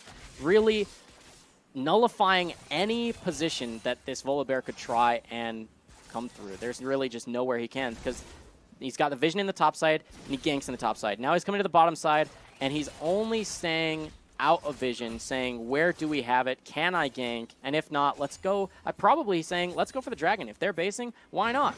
We can clear out the vision, and if they're not here, we're not diving an empty turret. No point in pushing hard when we can get something else for free. They don't actually go for the dragon. I'm disappointed in that, because I think it would have been free. Well, and especially because you have the control. Oh wait, that's a red control ward. Yeah. They do have vision in the pit, but they don't have anything surrounding it. So I think that they decide it's just a tad bit dangerous. But when you've got your bot lane shoved and your jungler right there, I can see what you're saying. There's no reason really not to. One thing about the top laners I noticed is the keystones here. Ornn going for the Grasp of the Undying. I like that. When I play Maokai, I go Grasp of the Undying. I don't, you don't get as much burst damage in all of the ways you can with that. But I like the HP burst from Grasp. Makes you tankier, percent health damage. The basic thing here with Aftershock is you can't die on your first engage on those fights. Like, you're just way too tanky. Yes, you'll deal a little bit of extra damage when it bursts, but the amount of resist it gives you is just insane. But you just can't die because you're already tanky. And especially if you're a champion that has like some scalings with armor, something like a Malphite or something like that, then you get a lot of damage from it too, beyond just the burst of it. But basically, it's that Maokai and Volibear, the team's only tanks. They have to be tanky. So even if they fall behind early, they're basically unkillable at the front end of these fights. The fights have to go on for a very long time for these healing, tanky, bonus resist from the Keystone champions. They're going to be in the front line, and they're going to be okay in the front line. This looks to be a good gank, though. Lee Sin was recalling. Teleport comes through from Rise. Rise is going to make it up there. Anguished One and Nevermind are there too. But Heshire gets to heal a whole bunch because of his passive. The ultimate from Nevermind does not pick up the kill. That means he has no more escapes. He jumps forward with the phase dive. Meteors wants to go behind the turret. Heshire is there. They had minions already behind the turret. Heshire is now in a lot of trouble. He's going to throw down the sapling, jump forward with the bramble, or rather, yeah, the what is that? It doesn't matter. Advance. He's going to die. Twisting advance is what I meant to say the whole time. It's the bramble smash. Why did I want that word to come out so much? So the twisted advance. The Brambles is ult. Yeah. The rolling brambles? I think it's just the Brambles. Okay. I don't even know. I don't know. Okay, but Here we go. Volibear, he's really tanky. He's looking to clear out the wave so they don't lose first brick. Yes, he is tanky on the front end, but now that's on cooldown. They've got a cannon wave. I don't think you can defend this. I think you just back off and try and take some of your jungle as a consolation prize. Okay, He's gonna dead try Volibear. Dead Volibear, 100%. All right, there it is. Deadly But Sin is it a tanking deadly too sin? long. It is Ooh, not. They traded It is tower not. aggro. And the cancel of the TP is interesting too. Wow. There we go. They do not only get first turret, but they get the first 2 turrets of the game. Arizona really turning on themselves here after that game 1 loss. Yeah, they change up the draft, take a different strategy, and they're playing extremely well. The Rise, I think, is the linchpin to all of this. He's been doing so well, showing up to what would have been 2v2 situations, making them 3v2s, and that becomes so detrimental for USC because they thought they had a good situation. Turns into a real bad one when the Rise shows up. He's able to burst people out. Now he's 3-0-2, 4-0 for Lee Sin. Means he's in a good spot too. So the unfortunate thing for USC up in that top side was the use of the Chrono Break for damage. That's why Echo cast it. And it barely does not kill Anguished One, and then he doesn't have it for the escape when God the King and Meteors show up. So Really unfortunate for them, but good stuff from Arizona. They're getting the rotations. Lee Sin is mobile enough that he's getting around the jungle. He's setting up the plays. That was the 4th gank he's done that's been pretty effective. 4th or 5th? Or more. I mean, he seems to have been everywhere. He's level 10, full level up over the Volibear, who's trying to soak some EXP in mid. That opens up the Dragon. Their vision control is there. That's going to be the first neutral objective going in favor of Arizona. They're 8-1. They are dominating this. I think it's moving too slow, though. I think they need to be taking more fights. Almost landing Sonic Wave there. But here we go. This is the crowd control layering onto ADC Win. Heshire gets the black shield, but there's a trap onto Anguish One, taking a whole third of his hit points already. I was hoping for a Call of the Forge God to continue that aggression, but instead, Rise is on the bot side, going to go ahead and do the split pushing. I mean, Nice that was essentially ultimates used to get summoner spells, right? It was the teleport that came through from Anguished One, meaning he has to take the long way back to top lane. I mean, it's a little pushed for him to be up there anyway, but oh my goodness. The headshot damage with Infinity Edge, if it crits, would be even more damage than that. And if unlike them can keep landing bindings, that's good news. But there's a fight in the bottom lane. Nevermind uses the ult out. Looks like Meteors is in a 2v1. He flashes forward, does get the kill onto Nevermind, but has to go against Wig 5. He's got the Realm Warp happening, and Wig 5 cannot make it happen. Nice work from Meteors here. Good fight, good roam, and it nets them a 3rd outer turret. Yeah, I mean, they're in full control of Summoner's Rift at this point. They have the gold lead, they have the vision advantage, and when you can win side lane fights like that, it is even better. Especially when you can escape like that. It was kind of an awkward use of Volibear's ultimate at the end of that fight. If you can't interrupt him, you're not going to kill him. He's gone, so save that cooldown. But to each their own, I suppose. Yeah. I think that USC is getting antsy here. They had a great win in game number 1, and now they had a decent draft. They just needed to wait a little bit. They got the winning lane on the bot, but then it stopped working. Like you said, this linchpin Rise getting good roam, solo kills, and Lee Sin being everywhere. I think it's just taken them a little aback, and so now they're not quite in the mode to turn on like they were last game. And I think I disagree with Jimmy Russling's itemization here. We talked already about it. The BF sword with a Zeal item I think scales a little better. You need to be ahead to make the Infinity Edge work as a first item, and they are definitely not ahead. The hope is with Infinity Edge that you have a trap line already set up, and if you're defending sieges, then it's a little bit better, because if your headshot on a trap crits, that is so much better than just, you know, it crits minus the multiplier. Ooh, jeez. That's just a dead bear. Good setup. Bad news bear. But like I was saying about the Infinity Edge, you want the crit, and you want the bonus crit, the multiplier on it, if you can have a nice trap line set up. Now with the Zeal, not as much of a problem. He got out. Essentially, he gets away with building like that. So not much to talk about anymore, but this trap line has to already be there before the minions get there. Otherwise, you're in big trouble. And that's a weird trap line, because now you're in big trouble. There we go. Meteor somehow dodges out the Dark Binding, and the kill there onto Morgana is huge. Jimmy Rustling gets flashed on. ADC Win wants to get the concussive blows. Heshire goes in and blocks. ADC Win still manages to pick it up because of the red buff, and now Heshire is the last one underneath the turret. Wig 5 going to jump in there with the Rolling Thunder. Scatman jumps ahead, takes 3 turret shots. Remember, to they protect still have a everyone. tier 2. This is in their base. This is a 10,000 gold lead. They're just playing with their food at this point. I mean, just play a little bit more methodical like USC did, and you should be able to get this win. I think if you start diving in a little bit too crazy, you could open up a possibility for USC to catch you in a throw, essentially. So I say slow down a little bit if you're Arizona, because you're looking a little IB, and you don't want to throw this game. No, definitely not. Because if you do, that's the end. That's your playoff hope gone. God the King gets slowed. Proto Belt cast. A lot of damage here. He will have a slow from Nevermind, but instead gets the safeguard to a minion and gets out. So everybody kind of resetting at this point. Mid lane seems to be the pressure. This is that awkward moment in League of Legends where if you've already had some towers on the outer, like your outer turrets have fallen, if you've already taken the enemy's outer turrets, you're not exactly sure where you should be setting up, where you should be pressuring, because you have so many options. And when you come to competitive play, when you have 5v5 play, and rather than just solo queue, that's where you can say, look, let's just decide as a 5-man squad, where do we want to go? What do we want to do? Where's our pressure going to go? And we'll set up the vision, we'll commit our resources, and we'll make it happen. Rather than just kind of waiting around for something, in quotations, something to happen, right? Like where would that come from? One of these teams making a decision.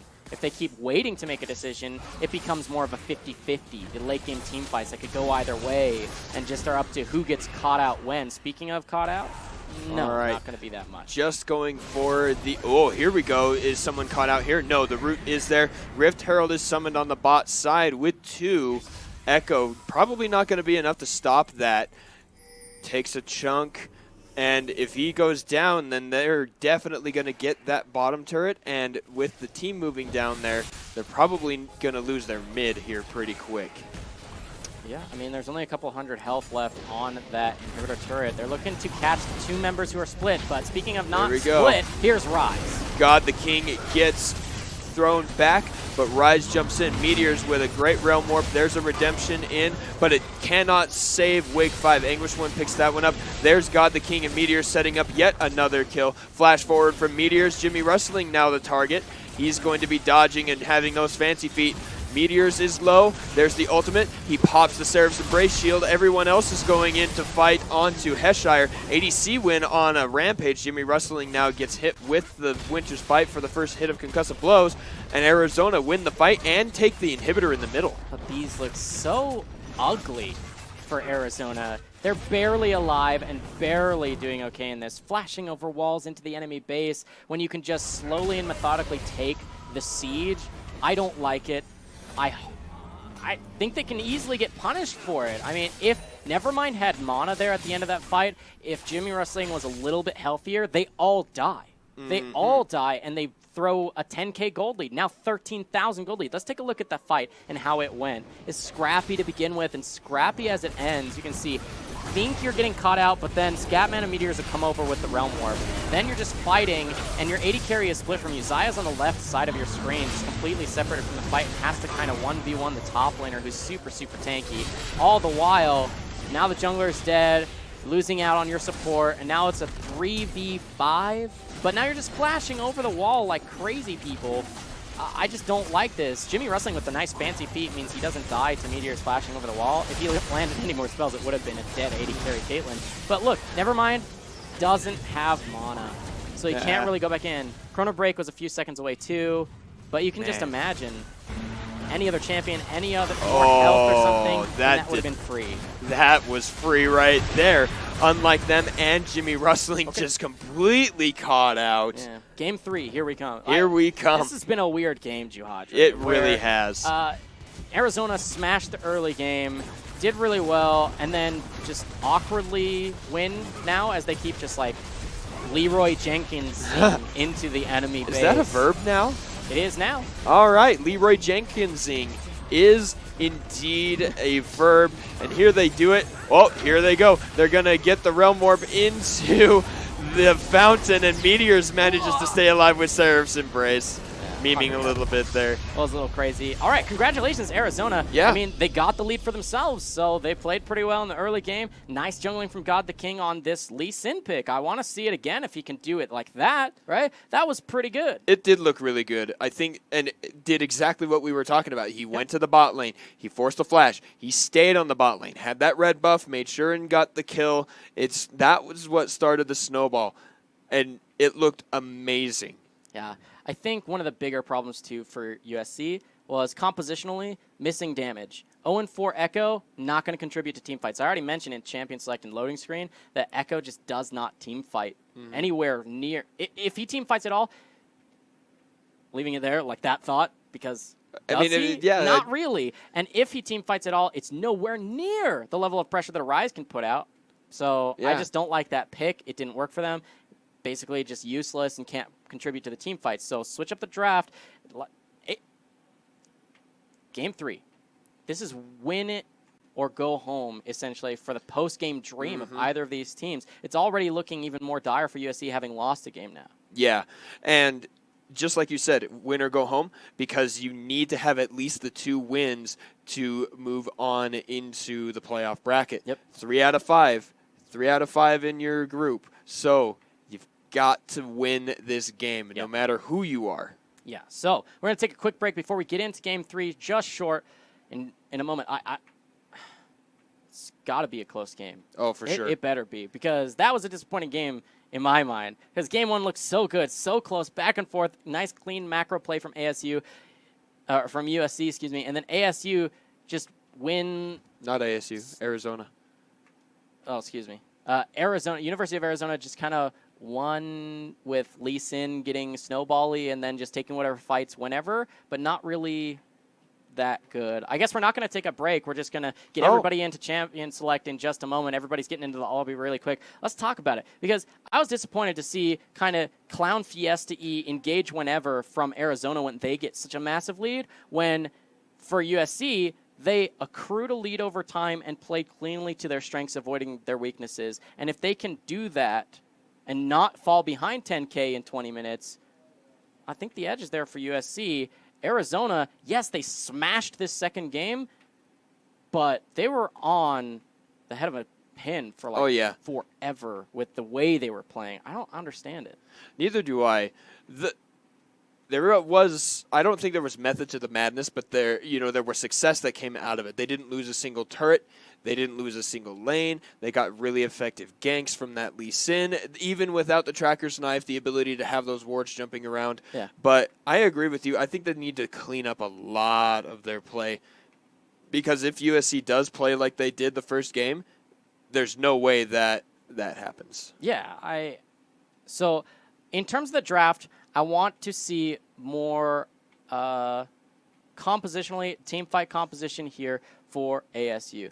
I keep saying that because they named the lobby wrong. And I keep looking over. No, USC, in Game 1, they had a team fight composition, and they only ever team fought. Mm-hmm. That won them the game very well.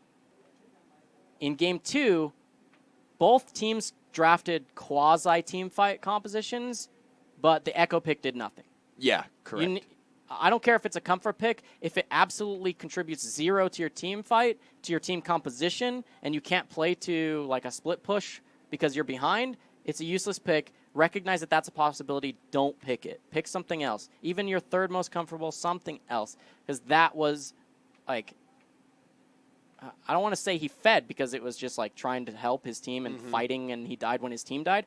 But in terms of pressure, negative, really. It's just like, come at me. I'm a gravitational well for you to pull your gold into and just smash through mid lane. That's what it felt like, the Echo pick. Yes, everybody kind of lost lane, didn't really do that well. Bottom lane was going okay because Caitlyn Morgana, but change that mid lane pick, please. And I liked the thought behind it. It actually reminds me of the Zed pick on Monday, where the only goal for your mid laner was to separate and split push. Yeah, and but you can't do it. You cannot do that. The way items and every other pick are, you need to be with your team and fighting. Mm-hmm. That's exactly what they did in game number 1 here today. And then Echo and Lissandra, yes, they're both split pushers, both mages, but think about what Lissandra brings to a team fight. Yeah, a lot. A lot. AoE crowd slow, control. AoE root. You've got the invulnerability on yourself, or the complete just you can't do anything on an enemy. But then when you think of Echo, he's got one AoE thing. If you engage with the phase dive into the circle, like parallel convergence, get your shield, deal a lot of damage, and all those kind of things, it can work, but there was no setup for it. So I agree that it needs to go away. Yeah. Something team fight oriented, or set up your split push much earlier. Yes. And don't fall behind. You can't afford to fall behind on a split pusher like that. Otherwise, you just get dominated, like we talked about with the Zed game we've seen recently, or even the Vladimir trying to split push when behind against the Lissandra. Lissandra too far ahead. Yeah. That's just disappointing. But I expect a close Game 3. That last game was a blowout. I don't think Game 1 was a blowout, although the gold lead was massive at the end. But that's normally League of Legends, right? Somewhere near the end of the game, the gold lead is huge because somebody's winning, right? Right. Very rarely do you see equal gold and then the game's over somehow. It is normally very rare. Those are your 50, 60, 70-minute matches, right? There's a lot more tools, a lot changes in the last recent patches to make it so that we're not seeing those 60, 70-minute games. So I guess it's up to the draft of how early we'll see these games play out to a victory for either one of these teams. Let's get into Champion Select for Game 3 out of 3, a win under the belt of each of these teams. You can see USC versus Arizona, Game 3. It's right here on your stream for the draft. Swain going to be the first ban. I have to say, I need to see the Lissandra banned out against Nevermind 100%. Oh, yeah. It was way too good. As weird as that sounds, right? Because it's so rare to see that pick anymore. She had a stint in pro play for a while, but just now it doesn't seem to work, but Nevermind made it work. So, the respect ban should be coming out, but there's another respect ban. Lee Sin, they're like, no thank you, God the King. Yeah. We don't want that. I don't know if it's worth a ban. It's okay to ban it if you just lost heavily against something like that. But though it was the reason they lost early game, I think you can play against it a little bit better, right? Like you can ward out and know where he's going to be. Don't waste your flash early. I don't know. Lee Sin's just not a strong champion right now, so I'm kind of tunneling a little bit on that note. Yeah. But God the King played like a god and a king on that champion, so I'm okay with that ban for those reasons. I can see that too. So we'll have to see what's going to be the first pick here, because with all of these bans coming through, there's very little left in the jungle, and not a high priority Lissandra available either. So what do you think they pick here for the first rounds here, the first 3 picks for either of these teams? Well, I would like to see Azaya Rakan. Yeah, Azaya and Caitlyn are available. Morgana and Rakan are both available. Ooh, okay. We do actually have. We are over onto red side. That means there was a pick. That was a Kaisa lock-in over there. There it is. Yeah, just took to look a little bit longer for us to get the graphic there in Newest Champion. And that's going to be answered with the Xayah and the Scion. I like the Scion pick. Even though the Rakan's available, you don't need Rakan, but he's very strong. Now you force either a Rakan pick, or you have 2 very strong picks already, and you add the Rakan, and you don't show any of your mid or your jungle. Yeah, whichever one you're going to shift this Scion to, because if they take the Rakan or you just don't want it, you can put that Scion as a support pick and still have flexibility to pick your solos. Now they're going to show this is the Gragas pick for Wig 5. This is okay. We haven't seen it from him yet because he's normally been their AD carry, switching over role swap today with Jimmy Rustling. I don't know. I think you go for your support here. If you don't want to show anything more, they're going to lock in the Orianna. I'm okay with that too. Picking Orianna blind is almost never punishable. No, it's really not. More importantly, Nevermind has to be on a comfort pick. Because last game, he was not. No. Yes, it was his second most played mid laner, but he got trounced and couldn't do anything to contribute to the team. Yeah. Orianna, even if you're slightly behind, you can still do some to contribute to a team fight, and I think that's really important. Well, she's always been able to do that. Orianna has been a staple pick since at least Season 2, where Taipei Assassins used it to win the World Championship. There is that TPA skin. Yeah, that's what I'm saying. So that was Season 2. I imagine she was, even before that, just always this really consistent, really safe, high damage, movement speed, shield, all those kind of things. It's the agency. She has options. She can contribute in all sorts of ways to team fights and is a very safe pick in the lane, nonetheless. Very control mage, like AoE control, area of effect damage, area of effect crowd control, and the ability to shove a wave. There's nothing that Orianna is really missing other than, like, say, hard engage. But you can try and maybe do some of that with like a flash ultimate or something, but you normally don't see that anymore. I want to talk about how these bans are focused on the follow-up engage, I want to say. These champions, the Gnar, the Lulu, Rakan, and Ryze, these are those champions that can follow up engages very well, because Arizona has engage up the wazoo, right? Yeah, they really do. You have Anguished One here. Now that you see the Taric, you know that's going to be a top lane sign. You see Anguished One is on the Scion, and then God the King going to go back to that Sejuani pick that we know he's comfortable on. I want to see now an aggressive bottom lane. The problem with Kai'Sa, even with the buffs in the recent patch, is she's still that short range 525 buff range. It used to be 500. She has a lot of damage and dueling potential. You need an aggressive support. I've even seen Maokai support, just because he can flash root you and add stacks of her passive to you, can be really aggressive for her to pop off. She scales extremely well, so it's okay to go for a Janna like this. Janna scales really well, makes the 80 carry scale even better. Disengage is nice to have too, so I'm understanding it a little bit more here, but I would have liked to see something a little bit more aggressive, because now, Alistar would where's have been the really engage? good. Yeah, my question here is, where's the engage outside of Gragas' flash body slam? Well, it's not there. Even if you don't need the flash body slam, you can get the ball onto Gragas, and if he gets a good knock-up, and you can coordinate it correctly with his own ultimate, you can get a really good shockwave. Or lack of coordination could mean whiffed ultimates in one way or the other. Precisely.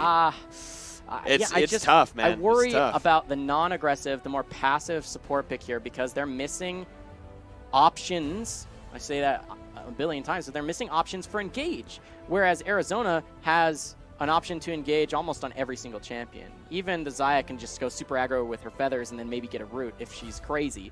But every other champion has like engage tools. It's a little bit harder with Tart because you have to flash too, but you have those options. Whereas Gragas is the only one, short of Jimmy Rusley ulting into the enemy team, which is a little bit more ham than I would like to see. It'd be weird. I don't want to see that either.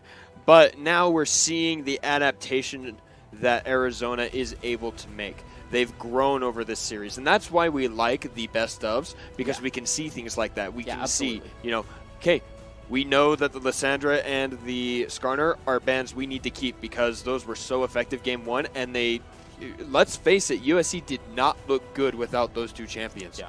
So keep them banned. Excellent there. And then you can experiment yourself. You get your Azir back, keep the Xayah in the draft, and then you get something like Sejuani with decent enough mobility as did Lee Sin. So looking really good for Arizona here for game number 3. I'm still worried about USC, like you were saying. I think the most telling part of this draft is that Arizona forced the Rakan ban, and by force I mean brought it out, right? Like the ban had to come through, or was chosen to come through from USC, when I think it would have been smarter for them to ban out the Azir. If you're banning out the Rise because he was strong last game, you may have forgotten about what happened last time. Arizona may have lost game 1, but Meteor's got a quasi-quadra kill on that champion. I think he got the quadra. It was delayed. Was it delayed? was 4 straight kills Okay. off of the Baron, but it was a triple, and then it was delayed, and he got the quadra on them. But honestly, it's like you need to see Meteor as being uncomfortable. He's been comfortable in game 1, comfortable in game 2. It was a slow, methodical, well-thought-out macro play that USC got game 1 to be a victory, and then they just got trounced because Meteors, it was Meteors in game 2. I'm saying MVP game 2 Meteors, Rise just showing up to every single fight whenever he needed to and turning it around, getting the kills. It was when his team was taking 2v2s and kind of getting caught that he just shows up and says, hello, I'm here. I'm a mid laner. I've got items, and you're dead. Mm-hmm. In about the space of that time, too. Like 3 seconds really after he quick. shows up, and he deletes someone out. And so I think that's what we're going to need to see from Meteors again. And the setup here with Anguished One and God the King is going to make that so much easier. And then decent engage with the Cosmic Radiance from Taric as well. That Shurima shuffle away, my friend. Yeah. If you're invulnerable, there's no reason not to go in there and throw an enemy team that's trying to run away back into your team. The only one you really don't want to throw in is the Vladimir. You want to throw him out of your team. Yeah, but that's fair. Not hard to set that up. If you're the one that's making the play happen, you're not being reactionary, you can make the plays you want to make, especially with that Cosmic Radiance. Invulnerability, there's an option for you. Mm-hmm. Opens up a lot of capability. But yes, this is going to time out. The Spectator Delay will be loading onto Summoner's Rift shortly here for Game 3 between USC and Arizona. 1 win for each of these teams.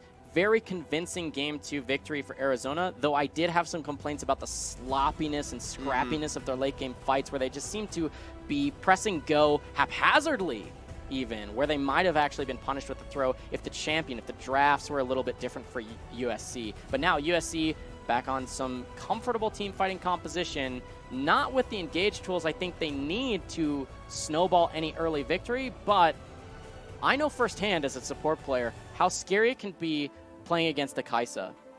See, I haven't had much interaction with Kaisa yet. So I know that she just got a whole bunch of AP style buffs and her range increased. What does the early game hold for us? Well, it's that for Kaisa, her early game is contingent upon support play, I want to say, where it's up to the Janna to kind of set things up or Arizona to misstep. Other than that, her low range, low engage ability of her own isn't going to do enough for her to just like try and win the lane early as a champion. It's just not what she does. It's when you get the few first levels, especially post-level 6, where you can threaten dives, you can threaten long-range engages, or extended fights where then you can follow that up and chase. It's burst damage on low health targets is what you have to look for out of this Kaisa champ. Fleetfoot going to keep her healthy, should do just fine in this lane. Not the Spellbook Taric, it is Guardian Taric. Okay. An interesting choice, going to have that Ignite spell all game long. I think that's okay, though, because you're going to have an Ignite on someone, I think, to deal with Heshire's healing, who does have Unsealed Spellbook, going to change to Teleport at some point for sure. Just a quiet level 1. Again, this is Game 3 between University of Southern California and University of Arizona on Summoner's Rift. Man, I mean, everything is on the line for these two teams. Yeah, it is. We've talked about playoffs implications already. Both of these teams 0-2, but a win here and then a win against their rival next week will put them in playoff contention. I really think that's a word. I keep trying to use it. Contention. Contention. That's There the you one. go. There it is. I knew there was a word that started and sounded like it belonged there. Thank you, Superman. You are a Superman. Thank you. Yeah. So here we go. This is just the quiet farming of mid lane, but Meteors, this champion is a very strong duelist early. Nice damage. gosh. Dodging out there from command attack. He's just going to win that fight pretty well with the extra ranged advantage with the Sand Soldiers. First minion that dies hits level 2 for solo lanes. So now when he gets it, you should see him looking to use even the Presence of Mind. That's There we go. Additional damage. And that's going to be first consumable used by Orianna. Bottom lane, though, looks to be a similar story. The push-in for the Xayah and the Taric. Going to have full wave control, shoving in a bonus set of minions, it seems, into that turret. A lot Jimmy of that, wrestling is just short range, right? On that Kaisa, you can't really step forward. yeah, the short range and also the fact that there's no relic shield on the Janna. Like, that's another really nice way to shove if you get one of those melee supports like Taric, like Tom Kench, like Braum. You can just shove because you execute minions at a certain HP threshold. You don't need to last hit them. There's a fight in the river, though, between the two junglers. You can see really low health bars. That's going to be a little bit of burst from God the King. He has to back up, though. Nice shield on the wave 5, but that was his gap close. God the King going to get out with 200 health. That was a little bit of a skirmish, though. Looked pretty close from both of them. But never mind the first one to show up to that fight, despite being the one kind of behind in mid lane. Ooh, Missing the cannon. I like that you mentioned bottom lane, though, and the ability to push and how these supports have to interact with this lane. For me, I'm noticing first and foremost about this bottom lane that the Janna is not playing aggressively. She's got the full stacks on her support item, not gold generation if you're not landing. There's some, right? It's the 2 per 10, but that's basically nothing comparatively to a relic shield. Oh, as Taric steps away and look for the fights. Oh, but the double dazzle there, unlike them, does get the exhaust down. No shield on Jimmy Wrestling. He is so low right now. That dazzle dazzled me for sure. Yeah, it was the nice dazzle that was comboed. It was a combo from the root, right? The feathers were pulled back through, get the root onto Jimmy Wrestling. He can't dodge out there, and then he has to blow his flash, and the exhaust was used as well. There is a heal for Jimmy Wrestling still, but it was outrageous. Outrageous. And Jimmy Wrestling, with that short range, we saw him do decent with the Sivir, but now this might have to be exactly like game 1, where they just give up the bottom lane, within reason, and wait for the later game and just secede things for the sake of the war. This is one of my favorite matchups to play as Janna. I'm a dirty Janna main myself. Okay. But this is one of my favorite matchups to play in terms of the supports at the very least, because you can bait the Taric into whatever you want. You have the range versus melee advantage, and you have a slow and a knock-up to stop him landing the stun onto whoever he wants. So what I need to see this Janna doing is playing more aggressively onto Scatman. As long as you're not right up against a wall and you are limited in your dodge potential because of that, then you have the bonus movement speed. You can dodge that. You can knock him up if he actually has nice predictions, so you can stop the engage. What you need to be doing is stacking your gold and dealing damage. Your W does so much in these early levels, especially if you're maxing it first, which I do, I think you should do, to be able to actually have presence in lane. Otherwise, you're just this... and I'm not calling unlike them bronze, but it's that classic bronze Janna that just sits behind you and waits to shield you when something happens. That's a Janna that does nothing. You need a Janna that does something.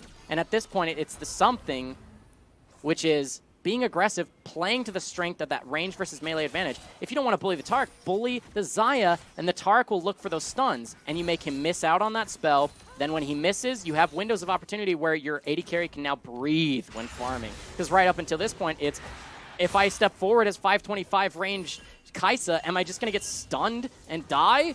Well, the answer might be yes. But if Janna can give you more breathing room, do it. But now, breathing room or not, there's a Sejuani there looking to draw some blood. And it would be first blood. It would indeed. And it would help lead into either this Ocean Drake, which is fantastic for early laning phase, or into a lot of pressure on this first turret. You want your Xayah to get ahead here. It's already a winning lane. There's no reason not to come and visit. However, right here, Jimmy Rustling and Unlike Them really want... Wait, here it goes. All right, they're going to test. Through. Oh, boy. But nice timing on the Howling Gale means Jimmy Rustling is hit with the Mails, or with the Dazzle, but the Howling Gale stops the engage from God the King. Don't do it, Wig 5. This is bad news, Bears. It is very bad news, Bears. Half health bottom laners, and you're likely on a ward. Are you dead? Here we go. Dazzle is there. Will he flashes away, so, he's not quite dead, but then he misses the body slam as well. No one saw it. Pretend I didn't say that. But now, here's the first back for Arizona. I think Jimmy Rustling and Unlike Them want to shove this wave because of the back timer and go back themselves so that they don't lose stuff underneath their turret. But... BF Sword already for the Xayah. Yeah, and they based on a cannon wave, meaning they're not going to miss out as much. It's a great base timer for them in the bottom lane. They already have that pressure. Luckily, Kai'Sa's not terribly behind, but she is behind. Yeah. And that's... As long as you didn't give up first blood and you're not actually having your turret pressured, this is okay, I want to say, for USC. They're doing okay. I need to see more from the Janna. I know I'm nitpicking it, probably because I play it too, but... If Janna can't actually min-max that champion, that could be like a lost condition. Because by picking that instead of hard engage, you're saying this Janna will do more for us than pick potential or engage potential. Well, and right now it's not. What's really interesting, even 15, 17 CS behind, look at that. Jimmy Rustling winds up with the exact same items as ADC win. Yeah. That is crazy to me. How did that happen? Just looking for different items, right? If you're going to be building, it looks like both of these guys are going for the Essence Reaver first. If you want the additional vision, a little bit more sustain, you're stopped from getting the next 350 gold item, which would be another longsword. So there's probably 170 to 200 gold that was still in Wynn's inventory. Whereas it's probably zero on Jimmy Rustling. So there you go. The math. Math OP. That's what Janna needs to do. You just keep hitting the W, auto attacks because he's slowed and out of range of you then for him to stun you. You just got to keep going with that. One, you'll accrue a massive gold lead over a melee champion by doing that. And then two, it's health. You're going to make him use his mana pool either to heal himself or he's just going to die because he'll keep getting too low. Right? Here we go. Flash forward for the Emperor's Divide. He is totally not stuck there anymore. Meteors is going to be hit by Heshire. Wig 5 does go down for first blood, but Nevermind makes his way up there. That is a great shockwave into Command Dissonance. Anguished One wants to get over the Blast Cone. Heshire, though, manages to pick up the kill onto God the King. A 2-for-1 for USC. Ooh, that was pretty good there. Heshire playing super aggressive when they wanted to aggress even further. Yes, double buff transfer complete, right? That was the kill. God the King and Meteors flash aggressively to get that kill onto Wig 5, but then they're just sitting there in AoE. Vladimir, level 7, has his Crimson Rush available on top of that ultimate, and he was just able to AoE them down, and then he flashes aggressively, and nice crit, quote-unquote, on his Q that with that full resource bar stacked, and he's able to delete out God the King. And now he has full control of that top lane. Looking good here. These are the type of things that helped USC win game number 1. So if you want them to win this game, you need to see more plays like that. Arizona going in pretty hard up in the top side, not quite able to translate it into anything, and then, you know, props to Jimmy, and unlike them, even though they're in this kind of losing bot lane with the Kaisa, the lower range, the inexperience because brand new champ, they're just, they're holding relatively even. Not exactly even because we are down 20 CS on their side, but they didn't lose their turret because of that jump up there where they had 3 people. They didn't, die. They didn't lose summoner spells. It was all really even. So congrats there. A nice silver lining win for USC as we can jump into a pause. It will be the pause. Looks like the Dragon's going to be the next objective for Arizona. Even though the fight was kind of scrappy there in top lane, all of these champions contribute a lot to team fights. The Vladimir especially should be really strong if they want to go for this. Now, Vlad used Ignite. He does have Unsealed, but he hasn't swapped over to Teleport, and it's definitely not off cooldown. The pause is already over, so we'll get right back in. But it's just that if there's a fight over this Dragon, I think Arizona has full control of it. They have the extra summoner spells. They have pressure in the bottom lane. But as soon as ADC Win can actually find a good base timer again, which should be after this Drake, he'll be able to complete that first item and should be set to carry the mid game now that's developing in this third game between these two teams. Getting root pretty low there. Good thing, like you said, they had the pushing pressure, getting the bot and mid laners there to help take out that Drake. And now, extra sustain. You're already winning in the mid. You're already winning on the bot. You can just stay in these lanes, kind of siege it up, push a wave, heal up. Push a wave, heal up. And it's great for Arizona. Yeah, it really is. And you can see the CS lead for this Xayah is really huge. Never mind getting bullied under the turret too. It's similar to what's happening bottom lane. The advantage of those champions creates that bully potential. Shove them into the turret, bully them under their turret, and you get bonus minions accruing over time just because you're healthier and you're not having to fight a turret for that CS. So you can see, going to miss out on just a few more here, too. The fight. But the shuffle. He gets the ultimate and pops the stopwatch. One more hit. Meteors trades the kill. That was so close. Nice play by, I think, Nevermind gets the outplay. Yeah, I would reward say on that if you one. start with 30% health and you 100 to 0 the guy who's diving you, that's pretty good. It's pretty so good. So nice outplay there by Nevermind. That's going to be inspiring to him. Uh-oh. Random jungle kill. God the King dies at the turret. So who's the king now? I don't know. Is there a prince? Prince Wig 5. Okay. So we're back in like Whoa. 1800s Europe.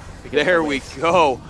Unlike them, nearly goes down, but barely gets the monsoon enough to knock away Arizona's bot lane and heal himself enough to narrowly escape. Yeah, it unlike pounds them, all those biscuits. he has no health left, though. Oh, so my you gosh. have to be very, very careful. Summoner spells are on cooldown. There is the heal was used there to keep unlike them from actually falling, but there was kind of a wasted Cosmic Radiance, too.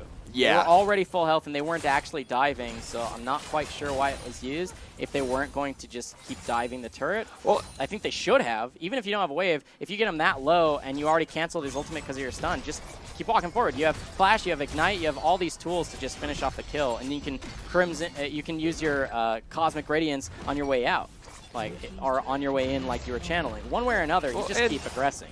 And you just saw your jungler fight in the middle, so you know that they're not there. Speaking of junglers, looks like an engage up here in the top. Gragas is going to be pretty healthy, but not go back quite yet. They're going to take out that ward and get... Ooh, are they going to go in?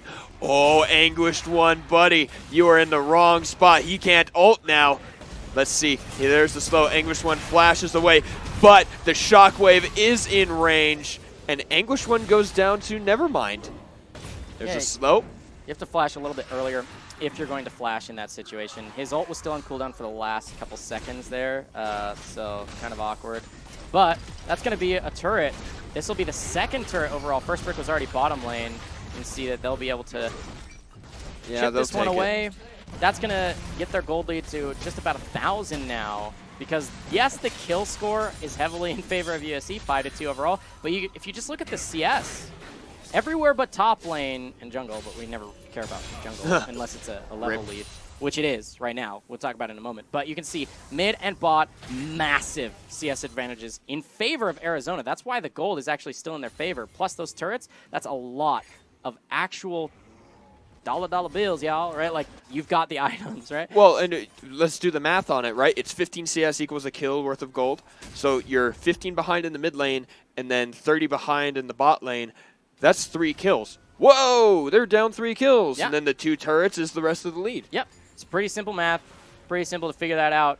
And you can see there's a lot. I like this pickup from top lane. Anguished One, now going to be sent his lane assignments bottom lane. That's smart here from Arizona. They're the ones rotating properly in this mid game.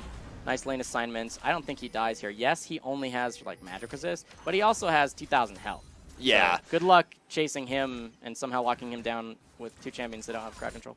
One of my favorite things to do with Sion, I've been picking him up recently, is you run the Overgrowth, where you get hit points for minions, and then that just stacks on your Soul Furnace, that W. Yep. You just get hit points after hit points after hit points, especially if you can farm decently well, which is something I'm working on. But it's entertaining. And then you can rush, rush resistances because you've already got hit points. Yeah. Awkward choice here for Arizona. They start the Rift Herald, which they do have control of this top side, but they don't have their jungler. So they're kind of making weird decisions in my mind. If you have a gold lead and you think you have their pressure lead, and honestly, your champions are in their correct places other than your jungler, you need to be pulling your jungler over. Like, Sejuani doing Wolves right now is really confusing to me, because even if you gank bottom, you're not going to get anything for it. It's extremely unlikely that you're able to kill out an AD carry and a Janna support with Sejuani and Sion, neither of which have a damage item. But they're going to try. There we go. The ultimate is used onto Jimmy Wrestling. He jumps away, but nice shields here. Going to get hit with the Permafrost. A good Howling Gale will stop for a little bit. But now Heshire wants to get in here. Anguished One and God the King are both really tanky. He gets hit with the Permafrost. And wow! The crowd control is pretty big here. Anguished One going to take a lot. Dodging out the Emperor's Divide with the pool. Gets the heal from the second part of the ultimate. Blue turret goes down in the top side. Heshire dealing a lot of damage, but cannot make it work. Wig 5 throws the ultimate. Doesn't hit, but the Shockwave does. God the King is going to die here. Wig 5 picks that one up, but so much dedicated and no real answer to the turret that got lost in the top side. And still a 2-for-1 in favor of Arizona. Yeah, I kind of eat my words there because Sejuani and Sion do end up killing Jimmy Rustling, but honestly, that never should have been the case. There's no reason why a Janna and a Kaisa should ever get caught by 2 melees. Especially because they had a ward in that brush. You can see it's gone now, but they had it. They saw Sejuani jump over the wall, and they should have immediately left, but they stood completely still. Yeah. I'd say we should see a replay of what happened, but honestly, I think it would tilt me. So let's look. Yeah. All right, mid lane. Orianna, really, really strong. Hasn't really been there for any of these fights, though. Yes, she has the 3 kills from early on, but in the last while, she just hasn't been there, right? Nah. Did trade 1-for-1, the kills under the turret, and trade with Meteors, but that's Meteors getting, never mind, that low underneath his own turret, right? And now that that turret's gone, that might happen at the next turret, or at this dragon. Could be an explosive team fight. Jimmy Wrestling going to get low from doing the Gromp. He's trying to get a little bit more, but one step ahead is Arizona once again on the map. They have full control of this side of the map in terms of vision.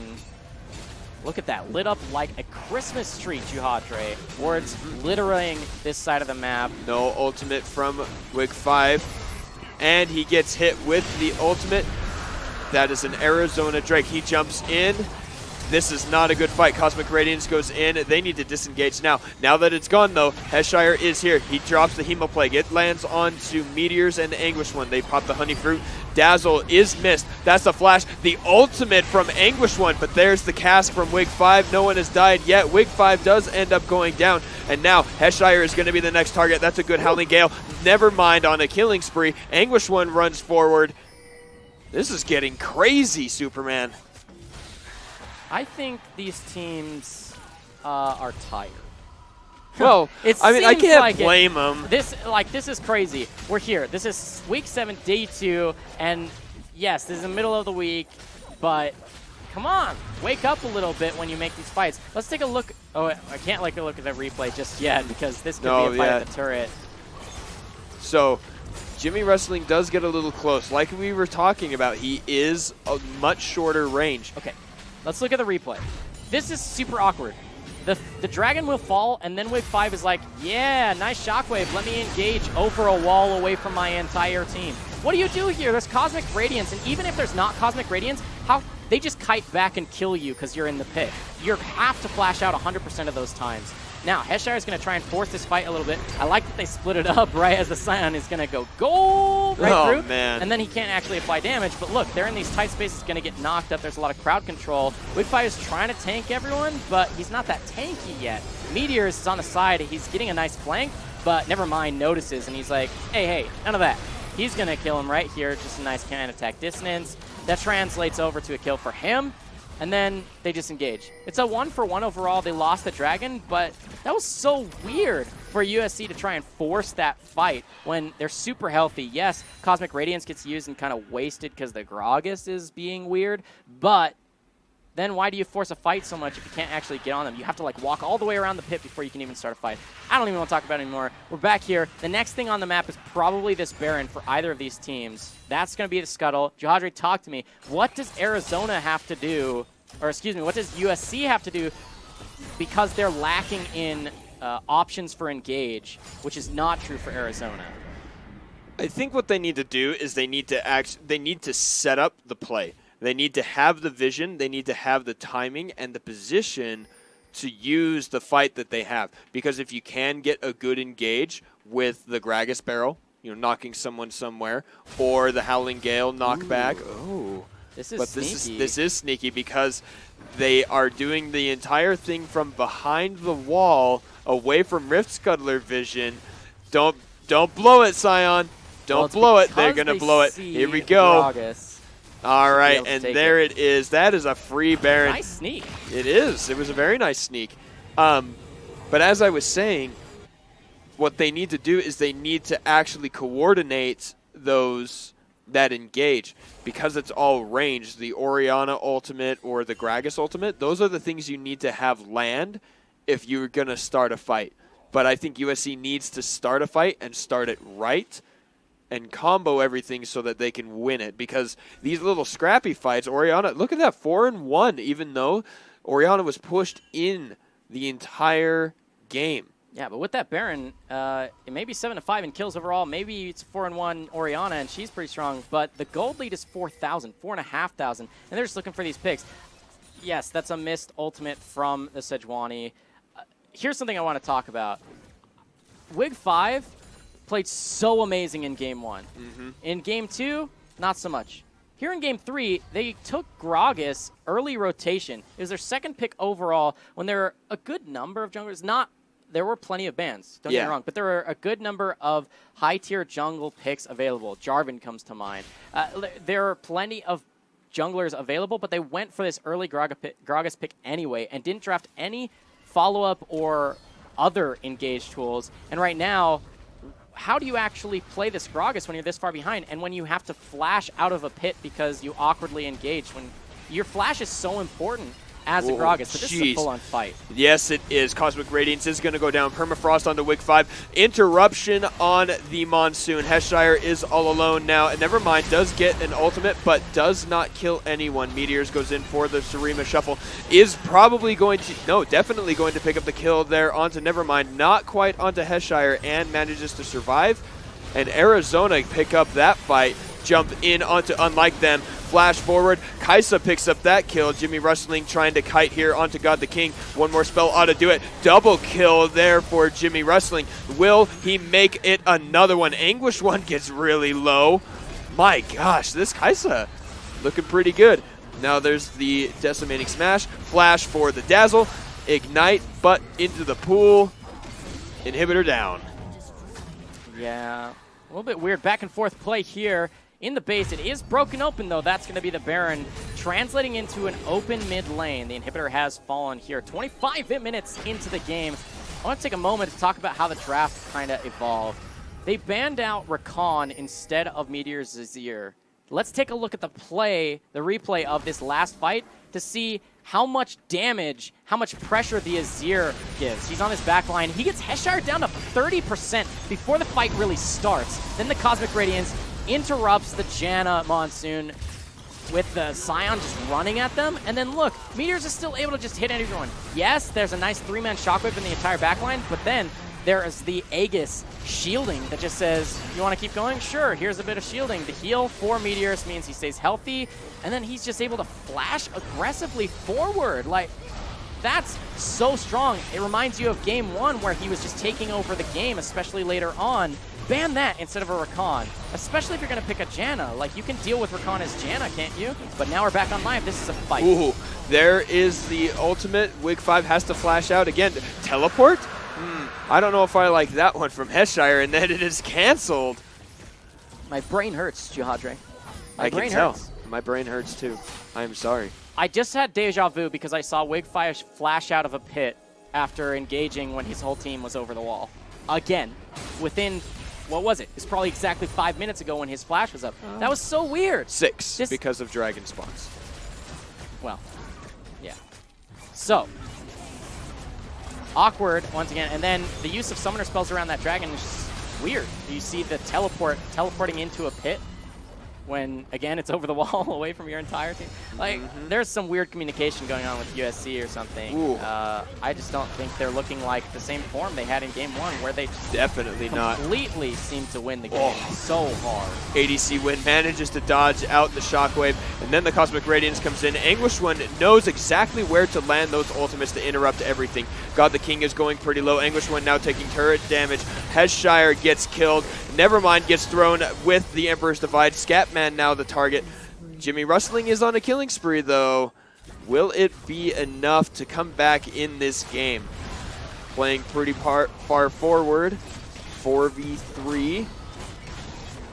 They are going to disengage. They are going to give up this inhibitor here, and I think that that's wise.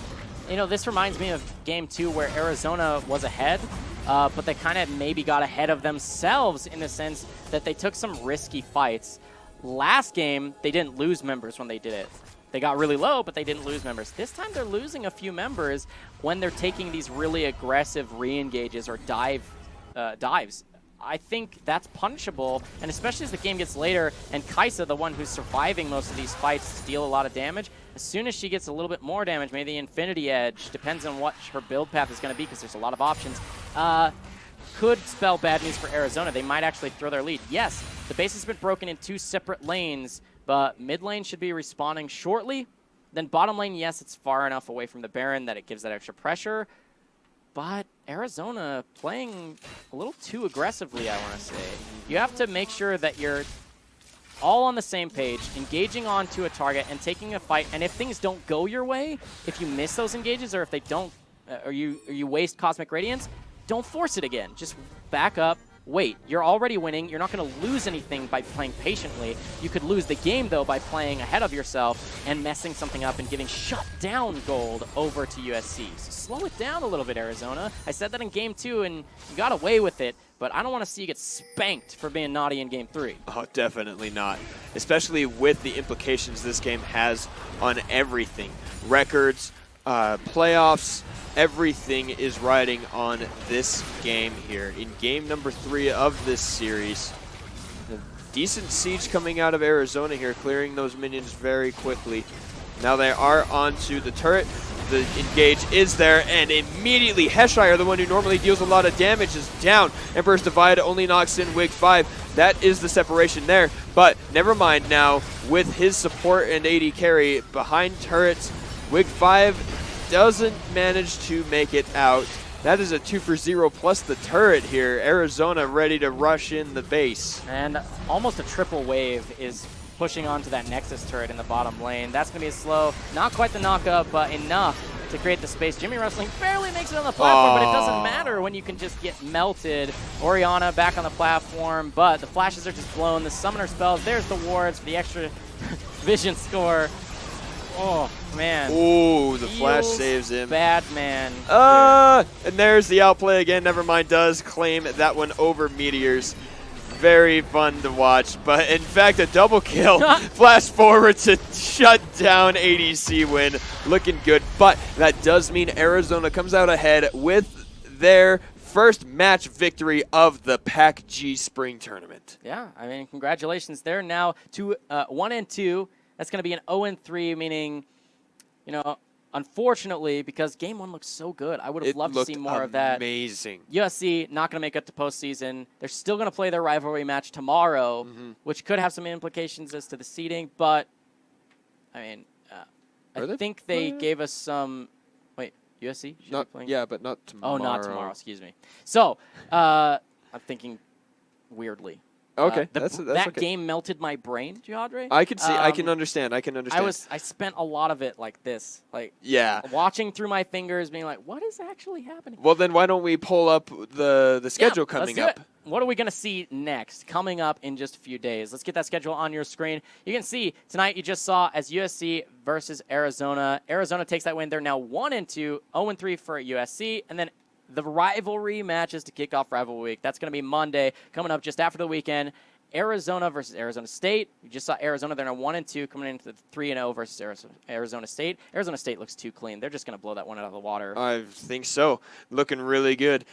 Oregon versus Oregon State, though. This one is going to be another really interesting one. Are the two schools going to end with a 1-3 record each, or is there going to be a 2-2 and an 0-4? Would be pretty cool to see how mirrored schools have mirrored records. It really would. I would enjoy that a lot. Yeah. But we will have to see. That is going to be the second game of Monday, April 2nd, coming up this next week. Yeah, I mean, check out tomorrow. We got Hearthstone action coming your way Thursdays. And then Friday's Rocket League. We'd love to have you stop by for more PACG action between these awesome schools that are participating. 10 schools from the Pac-12 regular traditional sports conference have banded together to put this all together, and they've been enjoying some competitive esports, and we've been enjoying casting it. Oh, definitely. It's been a blast. Yeah. Again, this is day 2, week 7. Next week is rivalry week. We'd love to have you join us for League of Legends, which starts once again, on Monday, April 2nd. Have a good evening, ladies and gentlemen. I would love to see you tomorrow for that Hearthstone broadcast. Yeah. Yeah, for sure. Once again, my name is Jake at Superman Casting Maury, and alongside me is... I am Benju Hadre Sorensen. Yeah, you can catch me on social media at Superman Casting. That's Twitter, Twitch, and the like, supermancasting.com. Okay, same, but not Superman Casting, the other one. All right. Thanks for joining us. PACG returns tomorrow with some Hearthstone action. Have a good night.